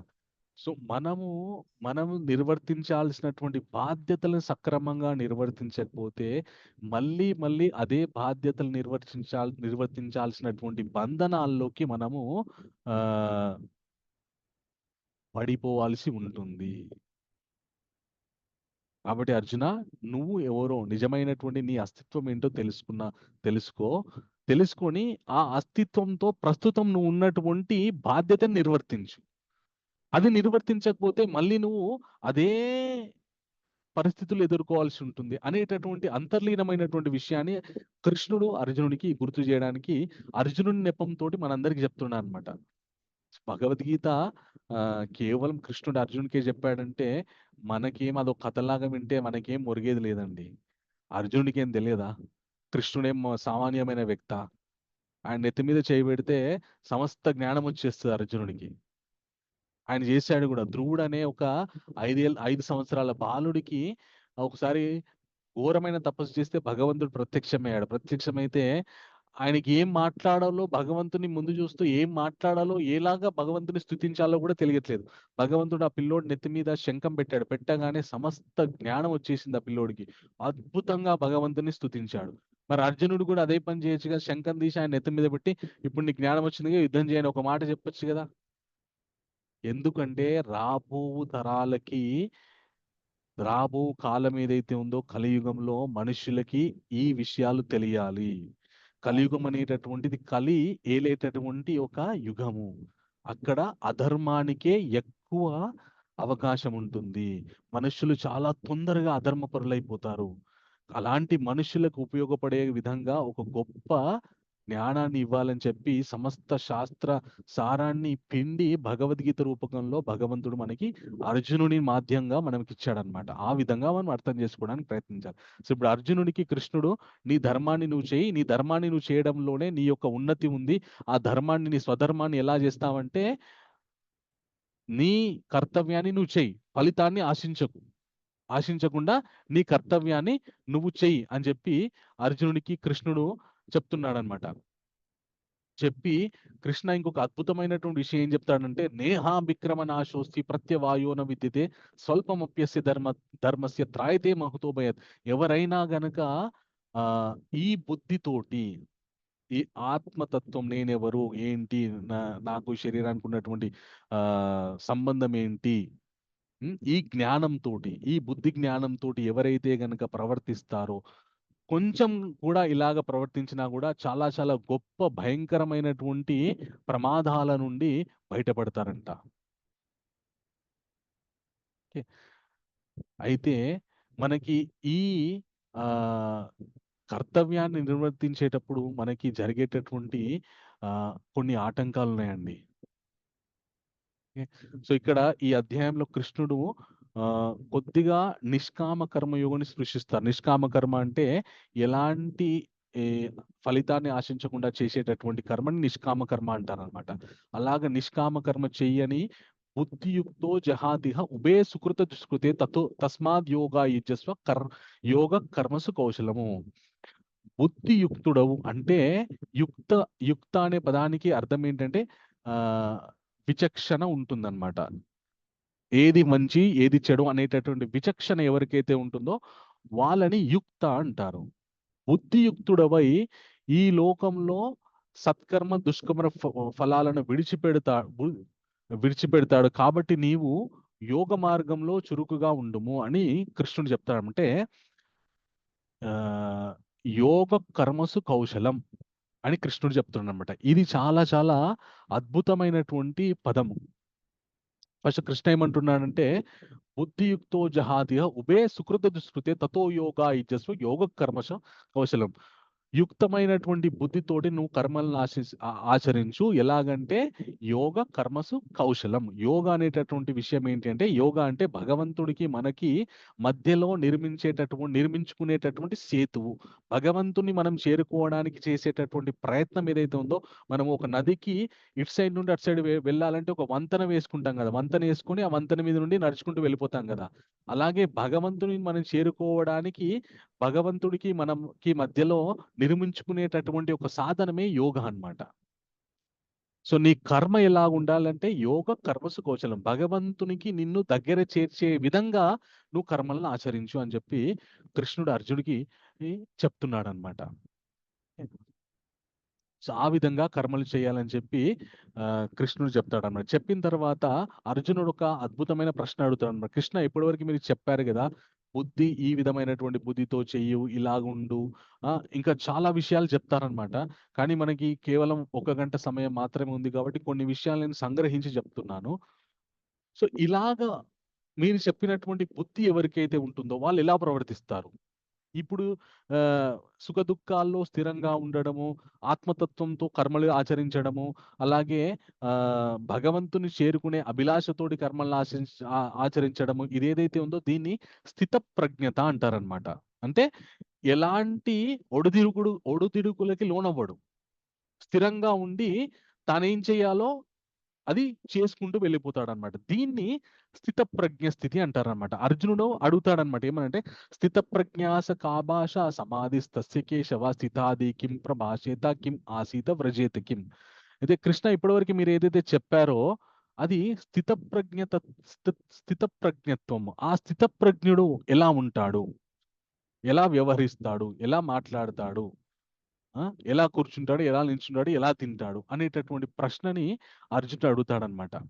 అర్జునుడు అడిగితే కృష్ణ ఏమంటాడంటే, ప్రజహాతి యథా కామాన్ సర్వాన్ పార్థామనోగతాన్ ఆత్మన్యేవాత్మన్ ఆతుష్ట స్థిత ప్రజ్ఞాస్తతోచ్యతే అంటాడనమాట.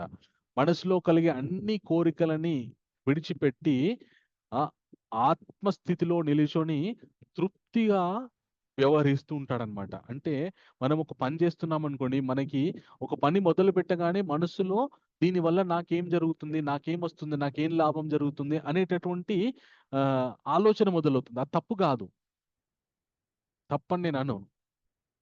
కానీ మొదలవుతుందా లేదా ఆలోచన, అది మానవ సహజం. అది మొదలవుతుంది ప్రభుజీ.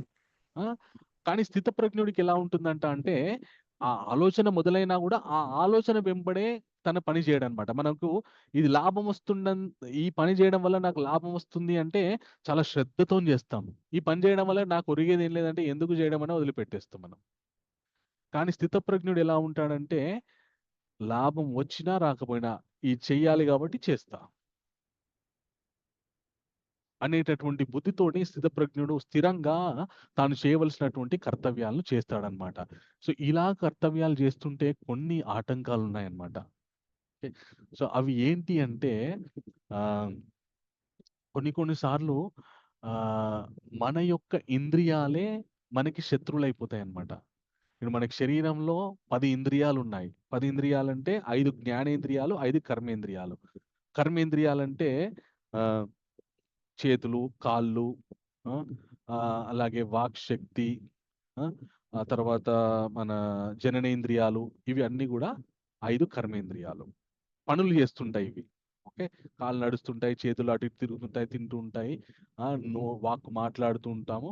అలాగే జననేంద్రియాలు ఏంటి అంటే మలమూత్ర విసర్జనలు చేస్తుంటాయి, అలాగే సంతానోత్పత్తి చేస్తుంటాయి. ఇవి కర్మేంద్రియాలు. ఓకే, సో వీటితో పాటు ఇంకా 5 జ్ఞానేంద్రియాలు ఉంటాయి. ఈ జ్ఞానేంద్రియాలు ఏంటి అంటే వీటి ద్వారా మనం విషయాలు తెలుసుకుంటూ ఉంటాం, మనకి ఇన్ఫర్మేషన్ వస్తుంటుంది అనమాట. కళ్ళు, అలాగే ముక్కుకున్నటువంటి వాసన చూసే శక్తి, అలాగే నాలుకకు ఉన్నటువంటి రసేంద్రియము రుచి చూసే శక్తి, అలాగే వినికిడి శక్తి, అలాగే చర్మానికి ఉన్నటువంటి స్పర్శ శక్తి. వీటిని ఈ ఇంద్రియాలను ఏమంటారంటే జ్ఞానేంద్రియాలు. వీటి ద్వారా మనము అనుభవిస్తూ ఉంటాము. ఈ కర్మేంద్రియాల ద్వారా మనము పనులు చేస్తూ ఉంటామన్నమాట. ఈ 10 ఇంద్రియాలే మనల్ని నడిపిస్తుంటాయి అన్నమాట. సో వీటిని సాటిస్ఫై చేయడానికే మన జీవితంలో 90% వీటిని సాటిస్ఫై చేయడానికే మన జీవితం గడుస్తుందన్నమాట. సో వాటిని సాటిస్ఫై చేసే క్రమంలో ఏమైపోతామంటే మనల్ని మనము దిగజార్చుకుంటాం అన్నమాట. సో ఎవరికైతే వీటి మీద పట్టు ఉంటుందో వాళ్ళు జీవితంలో ముందుకు వెళ్తారు. సో కృష్ణుడు ఏమంటాడంటే, భగవంతుడు యథా సంహరతే చాయం కూర్మాంగానీవ సర్వస ఇంద్రియాన్నేంద్రియార్థేభ్య తస్య ప్రజ్ఞా ప్రతిష్ఠిత. సో అయితే ఇప్పుడు మనము GIT తర్వాత చివరికి వచ్చేటటువంటి అక్షరం ఏ అంటే ఆనందం. సో మనుష్యుడు మొట్టమొదట దుఃఖంలో ఉన్నప్పుడు గురువును ఆశ్రయించాలి. గురువును ఆశ్రయించిన తర్వాత గురువు మనమెవరో, మన కర్తవ్యాలేంటో, మనం ఎవరమో మన యొక్క నిజ అస్తిత్వాన్ని ఆయన మనకి చెప్తారు. అది ఐడెంటిటీ అయి, ఆ తర్వాత మన యొక్క గుర్తింపు తెలుసుకున్న తర్వాత మనం చేయవలసినటువంటి కర్తవ్యాలని మనకి బోధిస్తారు. ఆ కర్తవ్యాలని ఫలాన్ని ఆశించకుండా చేస్తూ ఉంటే మనము ఆనంద స్థితికి వెళ్తామన్నమాట. చివరిగా అనే స్థితికి, ఆనంద స్థితికి వెళ్తామన్నమాట. ఆ ఆనంద స్థితికి వెళ్ళేటటువంటి ఈ వ్యక్తి యొక్క స్థితి ఎలా ఉంటుందంట అంటే, ఇందాక చెప్పుకున్నాంగా, స్థిత ప్రజ్ఞత్వం నుండి ఆనందం పొందుతాడనమాట. ఏ మనుషుడైతే ఆ స్థిత ప్రజ్ఞ స్థితిలో ఉంటాడో, అంటే ఎలాంటి ఒడిదుడుగులకి లోనవ్వకుండా స్థిరంగా ఎవరి బుద్ధి అయితే ఉంటుందో, ఎవరి ఇంద్రియాలైతే వాళ్ళ వశంలో ఉంటాయో, వాళ్ళు పరిపూర్ణమైనటువంటి ఆనంద స్థితికి వెళ్తూ ఉంటారు. ఎలాగంటే యథా సంహరతే చాయం కూర్మాంగాణీవ సర్వసః ఇంద్రియాణేంద్రియార్థేభ్య తస్య ప్రజ్ఞా ప్రతిష్ఠిత. ఎలాగైతే ఒక తాబేలు ఉందనుకోండి, ఆ తాబేలుని మీరు చంపడానికి వెళ్ళినప్పుడు అది ఏం చేస్తుందంటే తల, కాళ్ళు అన్నిటిని కూడా తన శరీరంలోకి లాగేసుకుంటుంది. తాబేలు మీద ఉండేటట్టు దాని వీపు ఏదైతే ఉందో చాలా ఆ, బలంగా ఉంటుందన్నమాట. దాని మీద మీరు ఆ, రాయేసి కొట్టినా కూడా అది ఇరిగిపోతాను వీపు.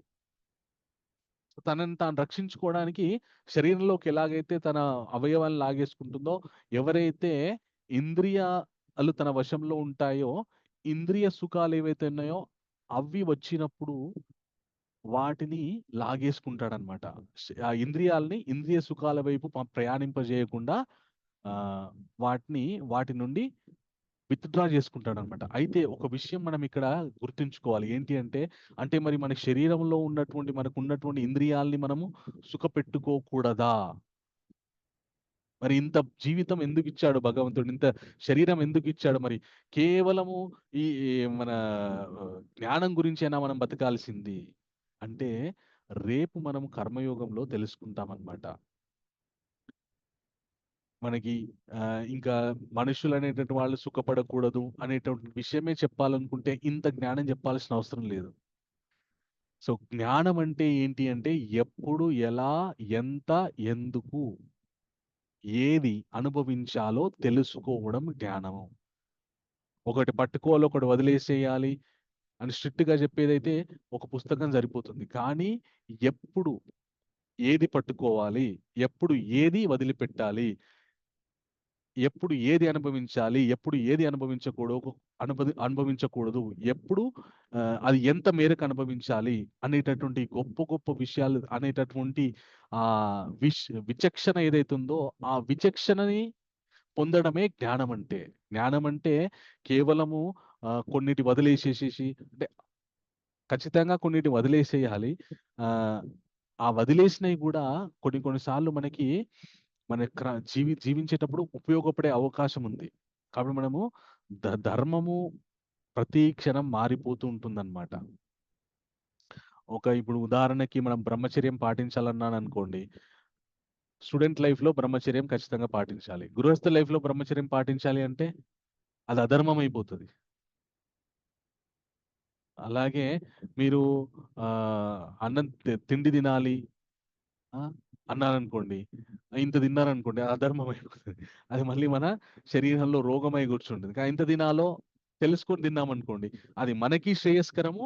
అలాగే మనం కూడా ఇంద్రియాన్ని సుఖపెట్టుకున్న వాళ్ళం అవుతాం అనమాట. అయితే జ్ఞానం అనేటువంటిది ఏంటంటే, ఏది ఎంత మేరకి మనము దాన్ని పట్టుకోవాలి అనేటటువంటి విషయం తెలుసుకోవడమే జ్ఞానం. అండ్ ఇంకొకటి, భగవద్గీత విన్నంత సేపు మనం ఒక విషయం గుర్తు పెట్టుకోవాలి. ఏంటి అంటే, భగవంతుడు ఏది కూడా సాధ్యం కానటువంటిది చెప్పడు.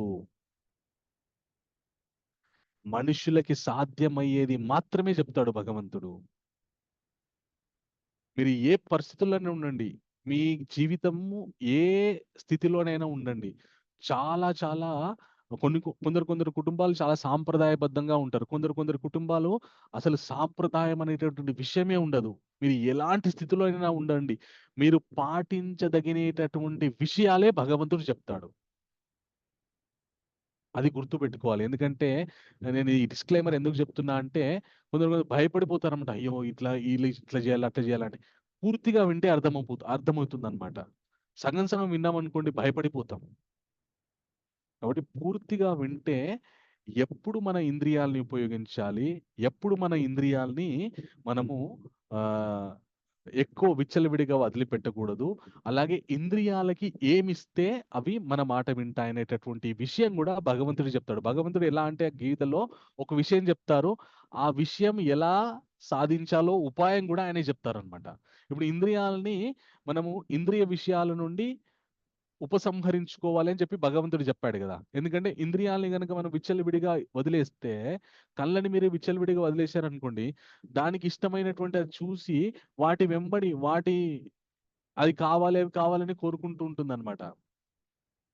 దాని వెంబడి పరిగెత్తామనుకోండి, అప్పుడు మన యొక్క జీవితం అస్తవ్యస్తం అయిపోతుంది. అలాగే నాలిక, అలాగే మనకున్నటువంటి ఇంద్రియాలు. అలా కాకుండా ఇంద్రియాలు మన వశంలో ఉండాలి అంటే భగవంతుడు ఒక చక్కటి ఉపాయం చెప్పాడనమాట. ఇది కేవలం భగవద్గీత విన్న వాళ్ళకే కాదు, ప్రతి ఒక్కరికి, మనుషుడు ఏ అవస్థలో ఉన్నా కూడా, వాడు స్టూడెంట్ కావచ్చు, లేదంటే గృహస్థు కావచ్చు, ఇంకెవరైనా కూడా, వాళ్ళందరికీ కూడా ఇది వర్తిస్తుంది. కృష్ణ ఏం చెప్తారంటే, విషయావిని వర్తంతే నిరాహారస్య దేహినా రసవర్జం రసోప్యస్య పరం దృష్ట్వా నివర్తతే. నాయన అర్జున, ఇంద్రియాల్ని బలవంతంగా అణిచిపెట్టకూడదు. అణిచిపెడితే అవి పాముని కాలుతో తొక్కిపెట్టినామనుకోండి, కొద్దిగా కాలు జరిపితే లేచి కాటేస్తుంది, అది వెంటనే చచ్చి ఊరుకుంటాం మనం. ఇంద్రియాలను కూడా బలవంతంగా అణిచిపెట్టడం అనేటువంటిది ఒక త్రాచు పాముని కాళ్ళ కింద తొక్కిపెట్టడం లాంటిది. అలా కాకుండా ఇంద్రియాలకి అవి ఏ విషయాలనైతే కోరుకుంటున్నాయో వాటికంటే ఉన్నతమైనటువంటి విషయాల్ని వాటికి అందించాలి. ఉదాహరణకి నేను ఇప్పుడు నాకు స్వీట్ తినే అలవాటు ఉందనుకోండి, నేను రోజు చక్కెర తింటున్నాను అనుకోండి, ఆరోగ్యానికి హానికరం. అంతేనా కదా? తీపి తినాలేటటువంటి కోరిక నాకుంది, కానీ నేను ప్రతినిత్యం ఆ కోరిక తీర్చుకోవడానికి చక్కెర తింటున్నాను, అది నా ఆరోగ్యానికి హానికరం. ఇప్పుడు నేను తీపి తినాలనేటటువంటి కోరికని సాటిస్ఫై చేసుకోవాలి, కానీ తీపి పదార్థాలు మానేయకూడదు. దానికి ప్రత్యామ్నాయము గుడ్డిలో మెల్లలాగా బెల్లం తినడమో, లేదంటే తేనె తినడమో, లేదంటే మిశ్రీ అని ఉంటుంది, అది తినడమో, లేదంటే షుగర్లెస్ స్వీట్స్ అని వస్తున్నాయి ఈ మధ్య, అవి తినడం అలవాటు చేసుకున్నాను అనుకోండి. ఇప్పుడు నా స్వీట్ తినాలనే కోరిక తీరుతుంది, అలాగే నా ఇంద్రియాన్ని తృప్తిపరుచుకున్న వాడిని అవుతున్నాను, అలాగే ప్రమాదం లేకుండా కూడా జీవిస్తున్నాను. అవునా కదా? సో అవును. ఇంద్రియాల విషయంలో కూడా అలాగే చేయాలన్నమాట. ఒక ఇంద్రియము నాకు అది చూపెట్టు, నాకు అది తినిపించు అని అడుగుతుంది కదా, దానికంటే మంచిది నీకు ఇస్తానని చెప్పి, పవిత్రమైనది నీకు ఇస్తానని చెప్పి ఆ ఇంద్రియాలకి అలవాటు చేయాలన్నమాట. సో అలా అలవాటు చేస్తే అవి క్రమక్రమంగా ఇంద్రియాలు మన వశంలో ఉంటాయి అన్నమాట. అందుకే కృష్ణ ఏం చెప్తాడంటే, ఆ ఒకవేళ గనుక ఇలా చేయకపోతే అర్జున, ఎతతోహ్యపి కౌంతేయ పురుషాయ విపశ్చిత ఇంద్రియాణి ప్రమాతిని హరంతి ప్రసవం మనః. నువ్వు గనుక అలా వాటిని క్రమంగా వాటికి ఉత్తమమైనటువంటి రుచిని ఇవ్వకుండా వదిలిపెడితే నీ మనస్సుని దొంగలించేసుకొని పోతాయి అవి ఇంద్రియాలు, నిన్ను స్థిరంగా ఉంచనీయవు. అందుగురించే తాని సర్వాణి సంయమ్య యుక్త ఆసీత మత్పర వశే హ్యేసేంద్రియాణి తస్య ప్రజ్ఞా ప్రతిష్ఠిత. అందుకే అర్జున, నీ ఇంద్రియాలని నాకు నా మీద, నా గురించి వాడు, అప్పుడు స్థిరంగా ఉంటాయి. ఎందుకంటే భగవంతుడు మన ఇంద్రియాలకి మాస్టర్. ఆయన రిషికేశ అంటారు. రిషికేశ అంటే ఇంద్రియాలని ఎవరైతే ఎవరి ఆధీనంలో అయితే ఉంటాయో ఆయన రిషికేశుడు. ఆ రిషికేశుని సేవలో కనుక ఇంద్రియాలు ఉపయోగించామనుకోండి, అప్పుడు మన ఇంద్రియాలు వశంలో ఉంటాయి. ఇంద్రియాలు వశంలో ఉండడం వల్ల ఒక స్టూడెంట్ తన చదువులో ముందుకెళ్తాడు, ఒక ఉద్యోగి తన ఉద్యోగంలో ఉన్నత స్థితికి వెళ్తాడు, ఒక గృహస్థు చక్కటి దాంపత్య జీవితాన్ని గడుపుతాడు. ఇంద్రియాలు కనుక విచ్చలవిడిగా ఉంటే ఎవ్వరు కూడా సుఖంగా ఉండలేరండి. భగవద్గీత మన సామాన్యమైనటువంటి జీవితానికి ఉపయోగపడేటటువంటి విషయాలే చెప్తుంది, కానీ అసామాన్యమైనటువంటి విషయాలు చెప్పి మన జీవితంలో భయపడే విధంగా ఉండదండి భగవద్గీత. ఓకే, సో అది మనం అర్థం చేసుకోవాలి. అయితే మనకి ఒక గొప్ప మహారాజు ఉన్నారు. ఆయన పేరేం పేరంటే అంబరీష మహారాజు. ఆయన చాలా గొప్ప భక్తుడు భగవంతుడికి. ఆయన తన యొక్క ఇంద్రియాల్ని, ఆయన గొప్ప రాజు, ఇక్ష్వాకు వంశానికి చెందినటువంటి రాజు. ఆయన గొప్ప పరిపాలకుడు. ఆయన తన యొక్క ఇంద్రియాల్ని భగవంతుని సేవలో ఉపయోగించడం వల్ల ఆయన ఒక గొప్ప ఋషి కంటే శక్తివంతుడు అయిపోయాడు. ఆయన దుర్వాసు మహర్షి అని సాక్షాత్ రుద్రాంశ, ఆయన శివుడి యొక్క అంశ. ఆయన ఒకానొకసారి దుర్వాస మహర్షిని సరిగ్గా గౌరవించలేదని చెప్పేసి ఆ దుర్వాస మహర్షి ఈ అంబరీష మహారాజు మీదకి పెద్ద రాక్షసిని వదిలిపెడతాడు. అది ఈ అంబరీష మహారాజు చాలా గొప్ప భక్తుడు కాబట్టి ప్రతినిత్యం కూడా భక్తులని భగవంతుడు తన సుదర్శన చక్రాన్ని సెక్యూరిటీగా పెడతాడనమాట. ఎవరైతే తన భక్తులనికి హాని చేయడానికి వస్తారో ఆ సుదర్శన చక్రం వాళ్ళ పని పడుతుందన్నమాట. సో ఈ అంబరీష మహారాజు మీదకి వదిలినటువంటి రాక్షసిని సంహరించడానికి ఆ సుదర్శన చక్రం ఆ రాక్షసిని దుర్వాసు మహర్షిని ఇద్దరిని వెంబడించింది. ముల్లోకాలు పరిగెత్తారు వాళ్ళు ఆ సుదర్శన చక్రాన్ని నుండి తప్పించుకోవడానికి. ఎవ్వరు కూడా ఈ శ్రీ మహావిష్ణువు కూడా నేను కూడా నిన్ను రక్షించలేను, నేను కూడా నా భక్తుల ఆధీనంలో ఉంటాను, నా భక్తుడికి దగ్గరికి వెళ్ళి ఆయన శరణు వేడు అనగానే మళ్ళీ ఈ దుర్వాస మహర్షి వచ్చి అంబరీష మహారాజు యొక్క శరణు వేడతాడు. అయ్యా నన్ను క్షమించు, నిన్ను అపార్థం చేసుకొని నీ మీదికి నేను ఓ రాక్షసిని వదిలాను, ఇప్పుడు నిన్ను రక్షిస్తున్నటువంటి ఆ భగవంతుని యొక్క సుదర్శన చక్రం నన్ను సంహరించడానికి నా ఎంబడి వస్తుంది, నన్ను తరుముతుంది, దయచేసి నన్ను రక్షించనగానే ఆయన చాలా వినమ్రతతో అయ్యో నన్ను క్షమించండి, మీకు ఇంత ఆపద కలిగిందా నా వల్ల, దయచేసి మన్నించండి అని చెప్పి ఆ సుదర్శన చక్రాన్ని వేడుకుంటాడు. దయచేసి ఈయన గొప్ప మహర్షి, ఈయనని దయచేసి ఈయన ఏం చెయ్యొద్దని చెప్పేసి వేడుకోగానే అప్పుడు ఆ సుదర్శన చక్రం ఉపసంహారం అయిపోతుంది అనమాట. ఇంద్రియాలు ఎవరైతే వశములో ఉంచుకొని భగవత్ సేవలో వినియోగిస్తారో వాళ్ళకి భగవంతుని యొక్క రక్షణ ఉంటుందన్నమాట. అంటే భగవంతుని యొక్క సేవ అంటే మనము ఈ అధ్యాయం గుండా మనం ఏం తెలుసుకోవాలంటే మన స్వధర్మాన్ని మనము నిర్వర్తిస్తూ మన సనాతన ధర్మాన్ని గుర్తుపెట్టుకోవాలి. మనం సనాతన ధర్మం గురించి ఎందుకు వినాలి అంటే మన స్వధర్మాన్ని సక్రమంగా చేయడానికి.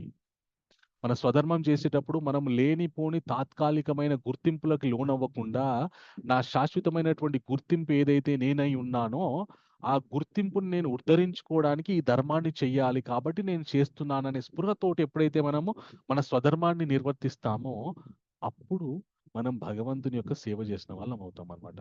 సో అలా చేయడానికి మనకు భగవంతుని కృప ఉండాలి. భగవంతుని కృప ఉండాలంటే ఆయన సేవలో మన ఇంద్రియాలని వినియోగిస్తే అప్పుడు మనకి ఉన్నత స్థితి కలుగుతుంది అనమాట. అలాంటి ఉన్నత స్థితి కలిగినటువంటి వాళ్ళకి ఏం జరుగుతుందంట అంటే భగవంతుడు ఏం చెప్తాడంటే ప్రసాదే సర్వ దుఃఖానాం హాని అస్యుపజాయతే ప్రసన్న చేతో సూహ్యసు బుద్ధి పర్యవతిష్టతే. అలా ప్రశాంతత కలిగిన వాడికి అన్ని దుఃఖాల నుండి నాశనం కలుగుతుంది. అలాగే ప్రశాంతమైన మనసుతో బుద్ధి త్వరగా స్థిరమవుతుంది. సో సమస్త దుఃఖాలన్నీ కూడా తొలగిపోతాయంట అంత స్థిరమైనటువంటి బుద్ధితోటి ఇంద్రియ నిగ్రహంతో ఉండేటటువంటి వ్యక్తికి. కాబట్టి మనము మొట్టమొదట గురువును ఆశ్రయించాలి, మనం ఎవరమో తెలుసుకోవాలి, మన ధర్మాలు ఏంటో తెలుసుకోవాలి, వాటిని స్థితప్రజ్ఞతతోని ఆచరించడంలో మన యొక్క ఆనందం ఉందన్నమాట. ఇలాగ ఎవరైతే ప్రవర్తిస్తారో వాళ్ళు ఏమంటారంటే భగవంతుడు ఏష బ్రాహ్మీ స్థితి పార్థ నైనం ప్రాప్య విముహ్యతి స్థితవ్యస్త్యమంత్య కాలోపి బ్రహ్మ నిర్వాణం రక్షతి. ఓ పార్థ, ఇంత గొప్ప స్థితిలో ఈ స్థితిని ఎవరైతే పొందుతారో, ఎలాంటి విషయాలకి మోహపడకుండా ఈ స్థితిని ఎవరైతే పొందుతారో వాళ్ళు మరణ సమయంలో నన్ను పొందుతారని చెప్పేసి భగవంతుడు చెప్తున్నాడు అనమాట. అంటే శాశ్వతమైనటువంటి ఆనంద స్థితికి వాళ్ళు చేరుకుంటారని భగవంతుడు ఈ అధ్యాయంలో అర్జునుడిని మాధ్యమంగా చేసుకొని మనకి చెప్తున్నారు అనమాట. సో మనం ఒక్కసారి మళ్ళీ రివైండ్ చేసుకుందాము. ఈ అధ్యాయానికి మనం ఇచ్చుకున్నటువంటి సంక్షిప్త నామము గీత, GITA. జీ అంటే మనుష్యుడు దుఃఖంలో ఉన్నప్పుడు ఒక గురువుని ఆశ్రయించి అయ్యా నాకు మార్గనిర్దేశకం చేయండి అని అడగాలి. అడిగిన తనని తాను సమర్పించుకోవాలి, శరణాగతుడు అవ్వాలి. అయినప్పుడు ఆ గురువు ఆ మనుష్యుడికి ఏం చెప్తాడంటే తన యొక్క నిజస్థితిని గుర్తు చేస్తాడు. నాయన, నువ్వు భయపడాల్సినటువంటి పని అవసరం లేదు, ఇవన్నీ కూడా అనివార్యమే, మన మానవ జీవితంలో ఇవన్నీ కూడా సహజమే, సుఖ దుఃఖాలు అనేటువంటి సహజమే, కాబట్టి వీటికి మనం భయపడకూడదు. మనము ఆత్మస్వరూపులం, ఆత్మకి వీటన్నిటితో సంబంధం లేదు. కాబట్టి నువ్వు ఆత్మస్వరూపివి అని తెలుసుకొని నీ ధర్మాన్ని నువ్వు చెయ్యు అని మన ధర్మాల్ని మనం చేయడానికి ప్రేరణ ఇస్తాడనమాట గురువు. ఆ ప్రేరణ ఇచ్చిన తర్వాత మన ధర్మాల్ని మనము స్థిరమైనటువంటి బుద్ధితో ఎప్పుడైతే ఆచరిస్తూ ఉంటామో క్రమంగా మనము ఇంద్రియ నిగ్రహంతో మన ధర్మాన్ని మనం ఎప్పుడైతే ఆచరిస్తామో క్రమంగా మనము క్రమేపీ పరిపూర్ణమైనటువంటి ఆనంద స్థితికి వెళ్తామన్నమాట. జి గురువు, ఐ ఐడెంటిటీ, టి టూ ధర్మ, స్వధర్మం, సనాతన ధర్మం, ఏ ఆనందం. సో ఈ అధ్యాయంలో మనం గురువుని ఆశ్రయించాలి, మన అస్తిత్వం తెలుసుకోవాలి, మన కర్తవ్యాల్ని నిర్వర్తించాలి, దాంట్లోనే వాటి ద్వారా మనము ఆనందం పొందాలి అనేటటువంటి సారాంశంతో ఈ అధ్యాయం ముగుస్తుందన్నమాట. ఈ భగవద్గీతలో రెండవ అతిపెద్ద అధ్యాయం అన్నమాట. ఈ అధ్యాయంలో 72 శ్లోకాలు ఉంటాయి. సాధ్యమైనంత మేరకి నేను సంగ్రహంగా చెప్పడానికి ప్రయత్నం చేశాను. మనకున్నటువంటి గంట సమయంలో దీన్ని ముగించుకోవాలనే ఉద్దేశంతో. అయితే ఈ అధ్యాయానికి ఒక గొప్ప ఫలశ్రుతి కూడా ఉందన్నమాట. ఒకానొక సమయంలో ఒక బ్రాహ్మణుడు ఎన్నో కర్తవ్యాలు నిర్వర్తించినా కూడా సుఖశాంతులు పొందలేదు. పొందకపోయేసరికి ఒక మునిని ఆశ్రయించి, అయ్యా నాకు ఎంత చేసినా కూడా మానసిక తృప్తి లేదంటే అప్పుడు ఆ ముని చెప్తాడనమాట, నీకు మానసిక తృప్తి పొందాలి అంటే నువ్వు ఆత్మజ్ఞానాన్ని తెలుసుకోవాలి అంటాడనమాట. ఇది ఎవరు చెప్తారంటే, పలానా సౌపురం అనే ఒక ఊర్లో ఒక మిత్రవంతుడు అనే ఒక వ్యక్తి ఉన్నాడు. ఆయన దగ్గరికి వెళ్ళి ఆయన చెప్తాడంటే ఈ బ్రాహ్మణుడు ఆయన దగ్గరికి వెళ్తాడనమాట. వెళ్ళిన తర్వాత ఆ బ్రాహ్మణుని యొక్క పరిస్థితి చూసి ఈయన ఆశ్చర్యపోతాడు. ఆయన తనలో తానే కూర్చొని ఆనందంగా రమిస్తూ ఉంటాడనమాట. ఆయన చూస్తే ఆయన ఒక మేకల కాపరి. ఆయన ఆశ్చర్యపోతాడు. ఆయన అడుగుతాడు, అయ్యా మీకు ఇంతటి జ్ఞానం మీకు ఎలా సంభవించింది, మీరు ఎవరి దగ్గర నేర్చుకున్నారంటే ఆ మిత్రవింతుడు చెప్తాడనమాట, అయ్యా నేను మేకల కాపరిని. ఒకానొక సమయంలో మేకలు కాస్తూ ఉంటే ఈ అడవిలో ఒక శివాలయం ఉంది. ఆ శివాలయంలో ఒక గొప్ప యోగి ఉన్నాడు. ఆయన ప్రతినిత్యం కూడా ఏదో సాధన చేస్తూ ఉండేవారు. నేను ఒక మేక అక్కడికి వెళ్ళి అతను సాధన చేస్తుంటే అతను సాధన చేసేటప్పుడు వల్లె వేసే మంత్రాలు నా మేక విని ఆశ్చర్యకరంగా అది మాట్లాడడం మొదలుపెట్టింది. ఒక పులి దాన్ని తరిమినా కూడా అది భయపడకుండా స్థిరంగా నిలిచింది. నేను ఆశ్చర్యపోయాను, ఇదేంటి ఒక మేక ఓకే సో ఇదేంటి ఒక మేక పులికి భయపడట్లేదు ఏంటని చెప్పేసి నేను ఆశ్చర్యపోయాను. ఆ మేక ఇంకేమనంటే పులి వచ్చి నన్ను తినేసి అని చెప్పేసి పులిని అంది. పులి కూడా భయపడిపోయింది. భయపడిపోగానే ఆ పులి నేను ఆ మేకని వెంబడిస్తూ వెళ్ళాము. ఆ మేక పులి రెండు కలిసి ఆ దేవాలయంలోకి వెళ్ళాయి. అక్కడ ఉన్నటువంటి ఆ గొప్ప ఋషి ఎవరైతే ఉన్నారో ఆ ఋషిని మేమందరం ఆశ్రయించిన తర్వాత ఆయన మా అందరికీ భగవద్గీతలోని 2వ అధ్యాయాన్ని ఉపదేశించారు. ఆయన పేరు దేవశర్మ అనుకుంటా. ఆయన ఉపదేశించారు. ఆ భగవద్గీతలో 2వ అధ్యాయాన్ని ఒక శిలాపలక మీద చెక్కి పెట్టి ఆ గుళ్ళో పెట్టడం జరిగింది. సో ఆ అధ్యాయాన్ని రోజు పారాయణ చేయడం వల్ల మా జీవితంలో దేనికి కూడా చెలించకుండా ఉండేటటువంటి గొప్ప ఆనందమయ స్థితికి మేము చేరుకున్నాము. సో మీకు కూడా ఆత్మజ్ఞానం రావాలంటే భగవద్గీతలోని 2వ అధ్యాయాన్ని మీరు చదవండి అని చెప్పేసి ఈ మిత్రవంతుడు ఆ బ్రాహ్మణుడికి ఉపదేశం చేస్తాడనమాట. అంటే ఈ అధ్యాయం చదవడం వల్ల మనుష్యుడికి తన యొక్క నిజ అస్తిత్వం తెలుస్తుంది. తెలిసి నేను అనుకునే ఈ గుర్తింపులు ఏవైతే ఉన్నాయో ఇవి ఒకప్పుడు లేవు, ఇప్పుడున్నాయి, కొంతకాలం తర్వాత ఉండవు. కానీ నా నిజమైనటువంటి గుర్తింపు ఏదైతే ఉందో అది ఆత్మ. ఆ ప్రయాణాన్ని నేను సుస్థిరంగా చాలా జాగ్రత్తగా చేయాలి. చేస్తే నా యొక్క ఉన్నతి ఉంది అనేటటువంటి విషయం అర్థమై పరిపూర్ణమైన జ్ఞానంతో జీవిస్తాడు అని మనము తెలుసుకోవాలన్నమాట ఈ అధ్యాయం ద్వారా. సో ఈ అధ్యాయానికి సంబంధించి ఎవరికైనా ప్రశ్నలు ఉంటే ఇప్పుడు అడగవచ్చు. ఎస్ జయశ్రీ మాతాజీ చెప్పండి. ఎవరికైతే ప్రశ్నలు ఉన్నాయో దయచేసి హ్యాండ్ రైజ్ చేసి పెట్టండి. హరే కృష్ణ ప్రభుజీ. నిన్న హరే కృష్ణ. బాగున్నది ప్రభుజీ వాయిస్, ఈ రోజు సన్నగా వస్తుంది ప్రభుజీ. అరే మరి చెప్పలేదు మాత, చెప్పండి. మీరు క్లాస్ కంటిన్యూ చేస్తున్నారు అన్నట్టుగా ప్రభుజీ. గురూజీ బాగానే ఉందండి వాయిస్. ఓకే ఓకే వాళ్ళ ఇన్స్ట్రుమెంట్ ఏమైనా ప్రాబ్లం ఉండొచ్చు.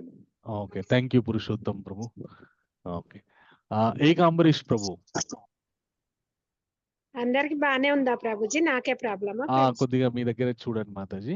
ఎప్పుడైనా మన సెల్ ఫోన్ లో కనుక పెట్టుకొని వింటే ఏదైనా ఫోన్ వచ్చింది అనుకోండి, కాల్ అటెండ్ చేసి మళ్ళీ క్లాస్లో జాయిన్ అయితే వాయిస్ లో అయిపోతుంది. ఓకే అది ప్రభుజీ. చూసుకోండి. అలాంటప్పుడు మళ్ళీ ఎగ్జిట్ అయ్యి మళ్ళీ రీజాయిన్ అయితే సరిగ్గా ఉంటుంది voice. Okay, okay Prabhuji. Thank you Prabhuji. Welcome ధన్యవాదాలు. అజయ్. హరే కృష్ణ. సో రేపు చాలా అద్భుతమైనటువంటి అధ్యాయం అండి, కర్మయోగము.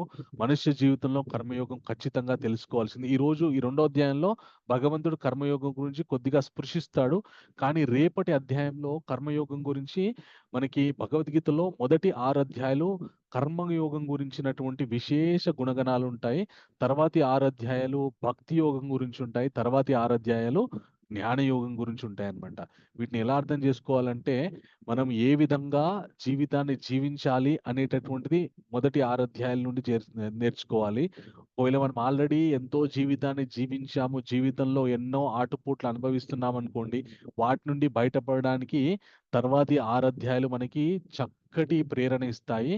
ఆ తర్వాత 13వ అధ్యాయం నుండి 18వ అధ్యాయం ఏదైతే ఉందో మన జీవితంలో ఏ విధంగా వ్యవహరిస్తే మనం ప్రమాదాల బారిన పడకుండా ఉంటామో తర్వాతి చివరి 6 అధ్యాయాలు మనకి నేర్పిస్తాయి అన్నమాట.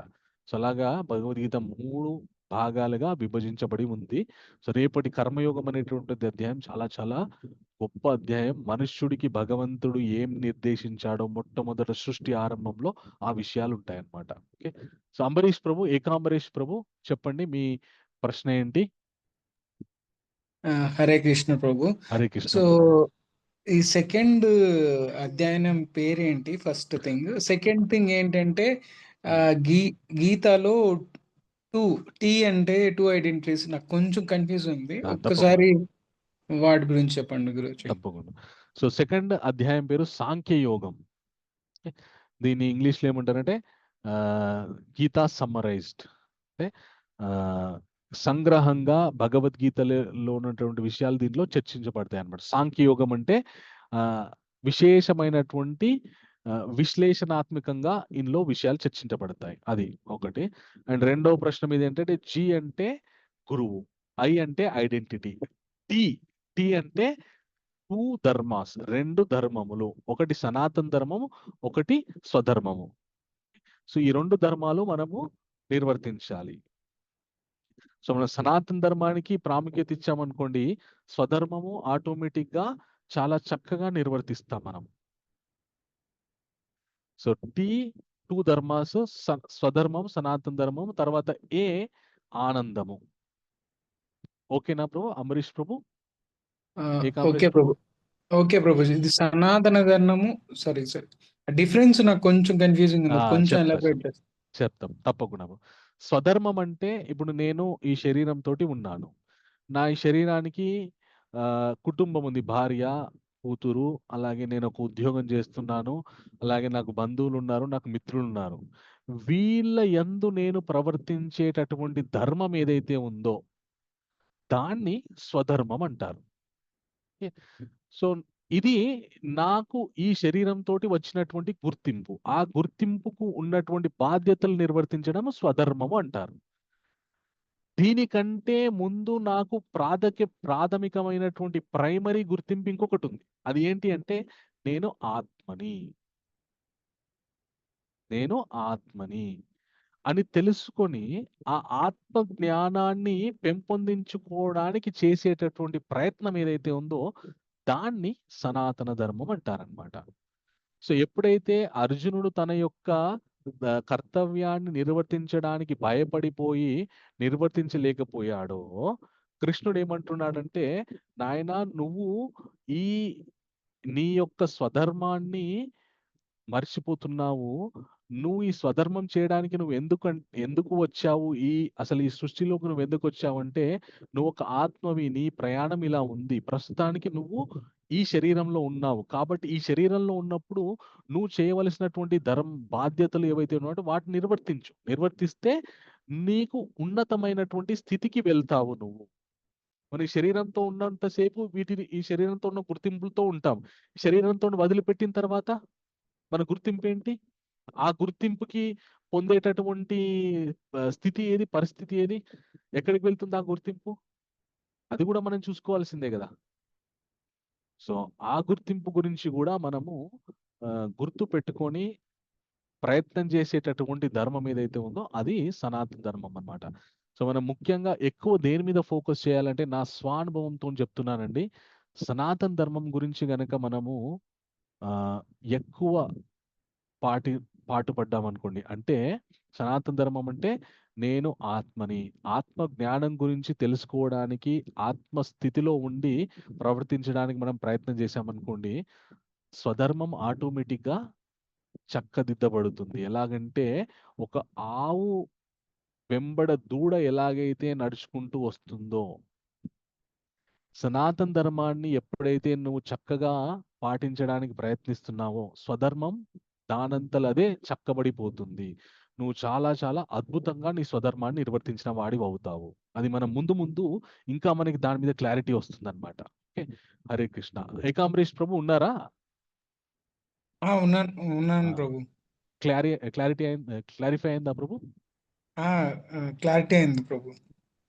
ఇంకా మనకి Clear. ముందు ముందు అధ్యాయాల్లో ఈ సనాతన ధర్మం గురించినటువంటి విషయాలు ఇంకా తెలుసుకుందాం. మనకి సనాతన ధర్మం అంటే మనం ఉన్నటువంటి ధర్మం సనాతన ధర్మం అంటారు. కానీ సనాతన ధర్మం అని ఈ సందర్భంలో సనాతన ధర్మం ఏంటి అంటే ఆత్మ గురించి తెలుసుకునేటటువంటి విషయాలు, అలాగే ఆత్మోద్ధరణకి చేసేటటువంటి పనులు ఏవైతే ఉన్నో వాటిని సనాతన ధర్మం అని ప్రస్తుతం ఈ కాంటెక్స్ట్ లో అంటున్నాం అనమాట. ఓకే, థ్యాంక్ యూ ప్రభు. వెల్కమ్ ప్రభు. హరే కృష్ణ. నిమాయి ప్రభు, హరే మీకేంటి కృష్ణ. ప్రశ్న? ప్రభు హరే కృష్ణ ప్రభు, దండవత్ ప్రణామం ప్రభు. హరే కృష్ణ ప్రభు ప్రభు. నా దండవత్ క్వశ్చన్ ప్రణామం. ఏంటంటే ప్రభు, భగవాన్ అంటే శ్రీకృష్ణ పరమాత్మ, నారాయణ అన్నగారు శ్రీకృష్ణ పరమాత్మ ప్రభు. ఇక్కడ నా డౌట్ ఏంటి ప్రభు, ఇప్పుడు సూర్య భగవాన్, సూర్య నారాయణ అని ఎందుకంటారు ప్రభుజీ? ఓకే, సో మనకి భగవద్గీతలో 10వ అధ్యాయంలో భగవంతుని యొక్క విభూతుల గురించి ఉంటుందన్నమాట. విభూతి యోగం అని ఆ అధ్యాయం పేరు. భగవంతునికి చాలా చాలా ప్రముఖమైనటువంటి శక్తులు ఉన్నాయి కొన్ని. ఆ ప్రముఖమైనటువంటి శక్తుల్లో సూర్య భగవానుడు ఒకరు.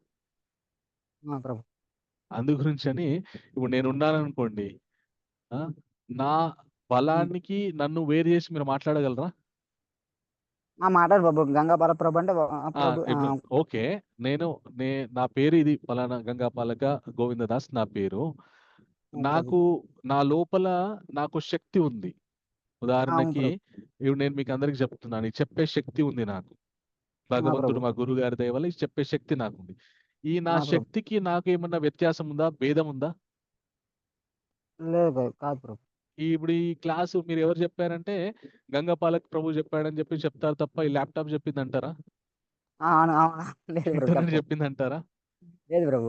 సో అందు గురించి నా శక్తికి నన్ను కలిపే చెప్పేసి మాట్లాడతారు కదా. అలాగే భగవంతునికి ఉన్నటువంటి కొన్ని ముఖ్య శక్తులలో, ముఖ్య విభూతుల్లో సూర్య భగవానుడు ఒకరు. అందు గురించి అని సూర్య భగవానుడు అని ఆయన్ని సంబోధిస్తారు.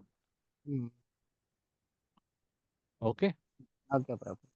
దీని గురించి మనం ముందు అధ్యాయంలో ఇంకా విపులంగా డీటెయిల్ గా తెలుసుకుందాం మనం. Okay, okay, thank you bro. Hare welcome bro. Hare Krishna. Hare Krishna. ఇంకెవరికైనా ప్రశ్న ఉందా? ఓకే, సో చాలా చాలా సంతోషం అండి. చాలా వివరించారు ప్రభుజీ సాంఖ్యయోగం గురించి. కృతజ్ఞత. హరిబోల్ హరిబోల్ ప్రభుజీ. హరే కృష్ణ. సో మనకి ఈ క్లాస్ సంబంధించినటువంటి రికార్డింగ్స్ కూడా మళ్ళీ వాట్సాప్ గ్రూప్ లో పెడతారు. ఎవరైనా మిస్ అయితే వినవచ్చు. ఓకే, అండ్ ఏమైనా డౌట్స్ ఉంటే మీరు రేపు కూడా అడగవచ్చు. అండ్ నా యొక్క విన్నపం ఏంటంటే భగవద్గీత వినడం అనేటువంటి చాలా అరుదైనటువంటి అవకాశము.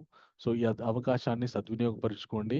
అన్ని అధ్యాయాలు వినడానికి ప్రయత్నం చేయండి. అప్పుడు మనకి భగవద్గీత అనేటటువంటిది అసలు భగవంతుడు ఎందుకు చెప్పాడు అనే ఒక అవగాహన వస్తుంది. అవగాహన వస్తే మన జీవితంలో చాలా చాలా మార్పులు వస్తాయన్నమాట.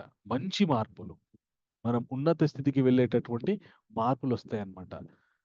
సో అందు గురించని మనం భగవద్గీత ఖచ్చితంగా ప్రతిరోజు వినడానికి ప్రయత్నం చేయాలి. మీరు వినడానికి మీ మిత్రులని, బంధువులను కూడా ప్రోత్సహించండి. ఓకే, హరే కృష్ణ. సో ఇంకెవరికైనా ప్రశ్నలు ఉంటే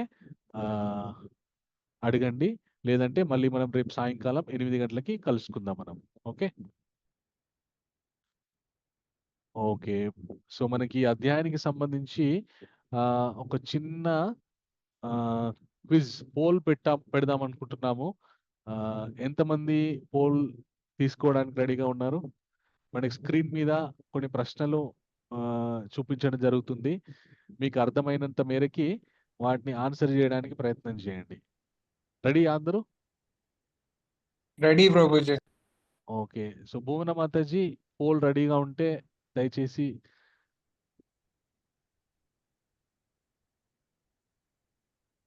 ఓకే. సో స్క్రీన్ మీద మీకు పోల్ కనిపిస్తుందా? మొట్టమొదటి ప్రశ్న ఏంటంటే స్థితప్రజ్ఞ లక్షణాల్లో ఒకటి ఏమిటి?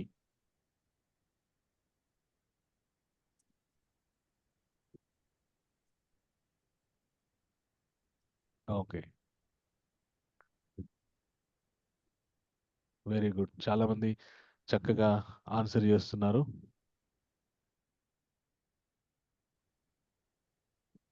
ప్రభుజీ.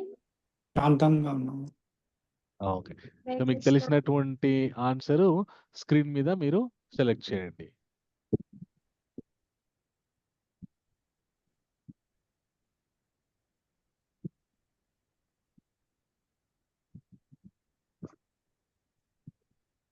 ఓకే. సో ఇంకొక 10 సెకండ్లు ఉందండి.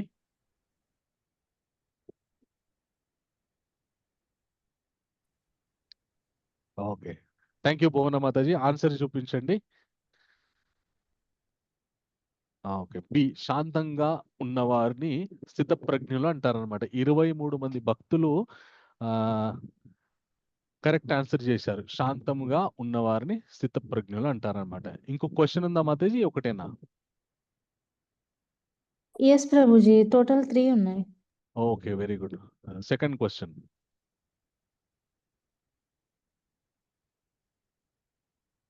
ఓకే, కర్మణ్యేవాధికారస్తే అనే శ్లోకంలో ముఖ్య సూత్రం ఏమిటి? ఇది ప్రశ్న. ఆప్షన్స్: ఫలాలపై ఆశ పెట్టి ఉండాలి, కర్మ చేయకూడదు, కర్మ చేయడం మన అధికారం, ఫలాలు కాదు, ఫలాల కోసం మాత్రమే కర్మ చేయాలి. 4 ఆప్షన్లు. దీనిలో ఏది కరెక్టో పెట్టండి అందరూ.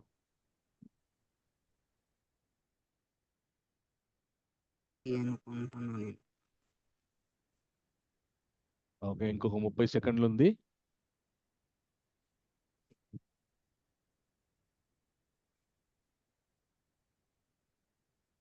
రెండే ఆప్షన్లు కనిపించాయి సార్. 4 ఆప్షన్స్ ఉన్నాయి ప్రభు స్క్రీన్ మీద. రెండే కనిపిస్తున్నాయి ప్రభుజీ. అయ్యో, నేను ఒకసారి ఆప్షన్స్ చదువుతాను. ఫలాలపై ఒకసారి మీరు కిందికి స్క్రోల్ చేయండి. స్క్రోల్ చేస్తే 4 కనిపిస్తున్నాయి. 4 ఆప్షన్స్ కనిపిస్తున్నాయి. 4 కనిపించాయి. 4 వచ్చినాయి ప్రభుజీ. Okay, right. ఇప్పుడు ఆన్సర్ చూపించండి మాతాజీ. సి కర్మ చేయడం కర్మాని అధికారస్తే. కర్మ చేయడం అనే అధికారం, ఫలాలు కాదు. Thank you. మనకి 15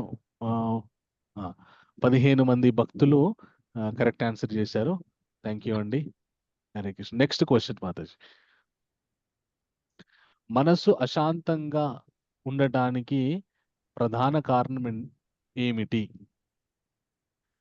ఆప్షన్స్: ఆహారం లేకపోవడం, ధర్మ జ్ఞానం తెలియకపోవడం, ఇంద్రియాలపై నియంత్రణ లేకపోవడం, కర్మ భయం. సో 4 ఆప్షన్లు. దీనిలో ఏది కరెక్టో చూస్ చేయండి.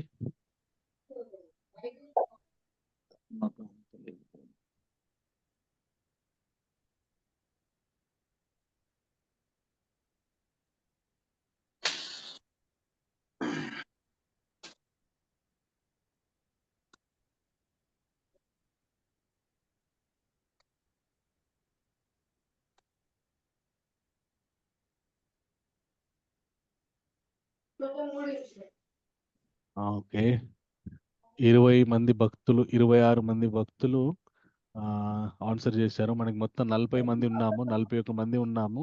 40లో కేవలం 26 మంది మాత్రమే ఆన్సర్ చేశారు. మిగతా వాళ్ళు చేయట్లేదు. దయచేసి మీరు కూడా ఏదో ఒక ఆప్షన్ సెలెక్ట్ చేయండి. ఏం పర్వాలేదు, తప్పు చేసినా పర్వాలేదు, మనం దాన్ని చర్చించవచ్చు. ఓకే, థ్యాంక్ యూ మాతాజీ. ఆన్సర్ డిస్ప్లే చేయండి. ఓకే, సి ఇంద్రియాలపై నియంత్రణ లేకపోవడం. సో కరెక్ట్ ఆన్సర్ ఏంటంటే సి 20 మంది భక్తులు కరెక్ట్ ఆన్సర్ చేశారు, ఇంద్రియాలపై నియంత్రణ లేకపోవడం అని. సో మనకి ఎప్పుడు ప్రశాంతత లేకుండా అశాంతిగా ఎప్పుడు ఉంటామంటే ఎప్పుడైతే మన ఇంద్రియాల మీద మనకి సరైనటువంటి పట్టు లేదనుకోండి, ఆ ఇంద్రియాలు మనం నడిపించిన వైపు మనం వెళ్ళిపోతాము, వెళ్ళిపోయి దానివల్ల అశాంతికి లోనవుతూ ఉంటాం అన్నమాట. సో థ్యాంక్ యూ మాతాజీ, thank you very much. Srilakshmi Linga మాతాజీ, మీరు హ్యాండ్ రైజ్ చేశారు, ప్రశ్న ఉందా మీకు ఏమన్నా? నో ప్రభు, మీరు అంతకుముందు చెప్పారు కదా దేని పోల్కి ఎవరు యాక్సెప్ట్ చేస్తారని దాని. హరే కృష్ణ, హరే కృష్ణ. సో చాలా సంతోషం. మళ్ళీ రేపు మనం సాయంకాలం 8 గంటలకు కలుసుకుందాం అందరం కూడా. ఓకే, థ్యాంక్ యూ ఏకాంబరేష్ ప్రభు. సో ప్రతిరోజు కూడా మనకి ప్రతి అధ్యాయం తర్వాత పోల్ ఉంటుంది, ఎందుకంటే మనం ఒకసారి ఏం నేర్చుకున్నామో మళ్ళీ రివైండ్ చేసుకుంటే మనకు గుర్తుంటుంది కాబట్టి. సో మనం ఈరోజు గీత అనే ఒక చక్కటి పదంతో మనం 2వ అధ్యాయాన్ని గుర్తు పెట్టుకోవడానికి ప్రయత్నం చేసాం. మళ్ళీ రేపు ఒక్కసారి మనం రివైండ్ చేసుకొని 3వ అధ్యాయంలోకి వెళ్ళిపోదాం. చాలా అద్భుతమైనటువంటి అధ్యాయం 3వ అధ్యాయం కర్మయోగం. భగవద్గీతలోని ప్రతి అధ్యాయం కూడా అద్భుతమైనటువంటి అధ్యాయమే. ఒక్కొక్క అధ్యాయం మనకి జీవితంలో ఉన్నత స్థితికి తీసుకెళ్తుంది. కాబట్టి రేపు మళ్ళీ సాయంకాలం 8 గంటలకు కలుసుకుందాం. ఎవరెవరైతే ఈరోజు ఈ క్లాస్ అటెండ్ అయ్యారో భగవంతుని యొక్క కృపా కటాక్ష వీక్షణాలు వాళ్ళ మీద ప్రతినిత్యం ఉండాలని మనస్ఫూర్తిగా కోరుకుంటూ, వారు చేసేటటువంటి ప్రతి ప్రయత్నం కూడా ఫలించి వారు ఆధ్యాత్మిక భౌతిక జీవితాల్లో ముందుకు వెళ్ళాలని నేను మనస్ఫూర్తిగా కోరుకుంటూ, హరే కృష్ణ హరే కృష్ణ కృష్ణ కృష్ణ హరే హరే, హరే రామ రామ రామ హరే హరే. శ్రీల ప్రభుపాద్ की जय, अनंत कोटि वैष्णव वृंद की जय, नमाचार्य श्री हरदास ठाकुर की जय. वाञ्छाकल्पतरुभ्यश्च कृपा सिन्धुभ्येव च पतितानां पावनेभ्यो वैष्णवेभ्यो नमो नमः. हरे कृष्ण, హరే కృష్ణ. हरे कृष्ण, హరే కృష్ణ. हरे कृष्ण. హరే కృష్ణ ప్రభుజీ, చిన్న డౌట్ ప్రభుజీ. చెప్పండి మాతాజీ. క్లాస్ అయిపోయిన తర్వాత ఇలా క్వశ్చన్స్ వేస్తుంటారు కదా, అప్పుడు జపం చేసుకోవచ్చా చేసుకోకూడదా ప్రభుజీ? అయిపోయాక చేసుకోండి. హరే కృష్ణ ప్రభుజీ.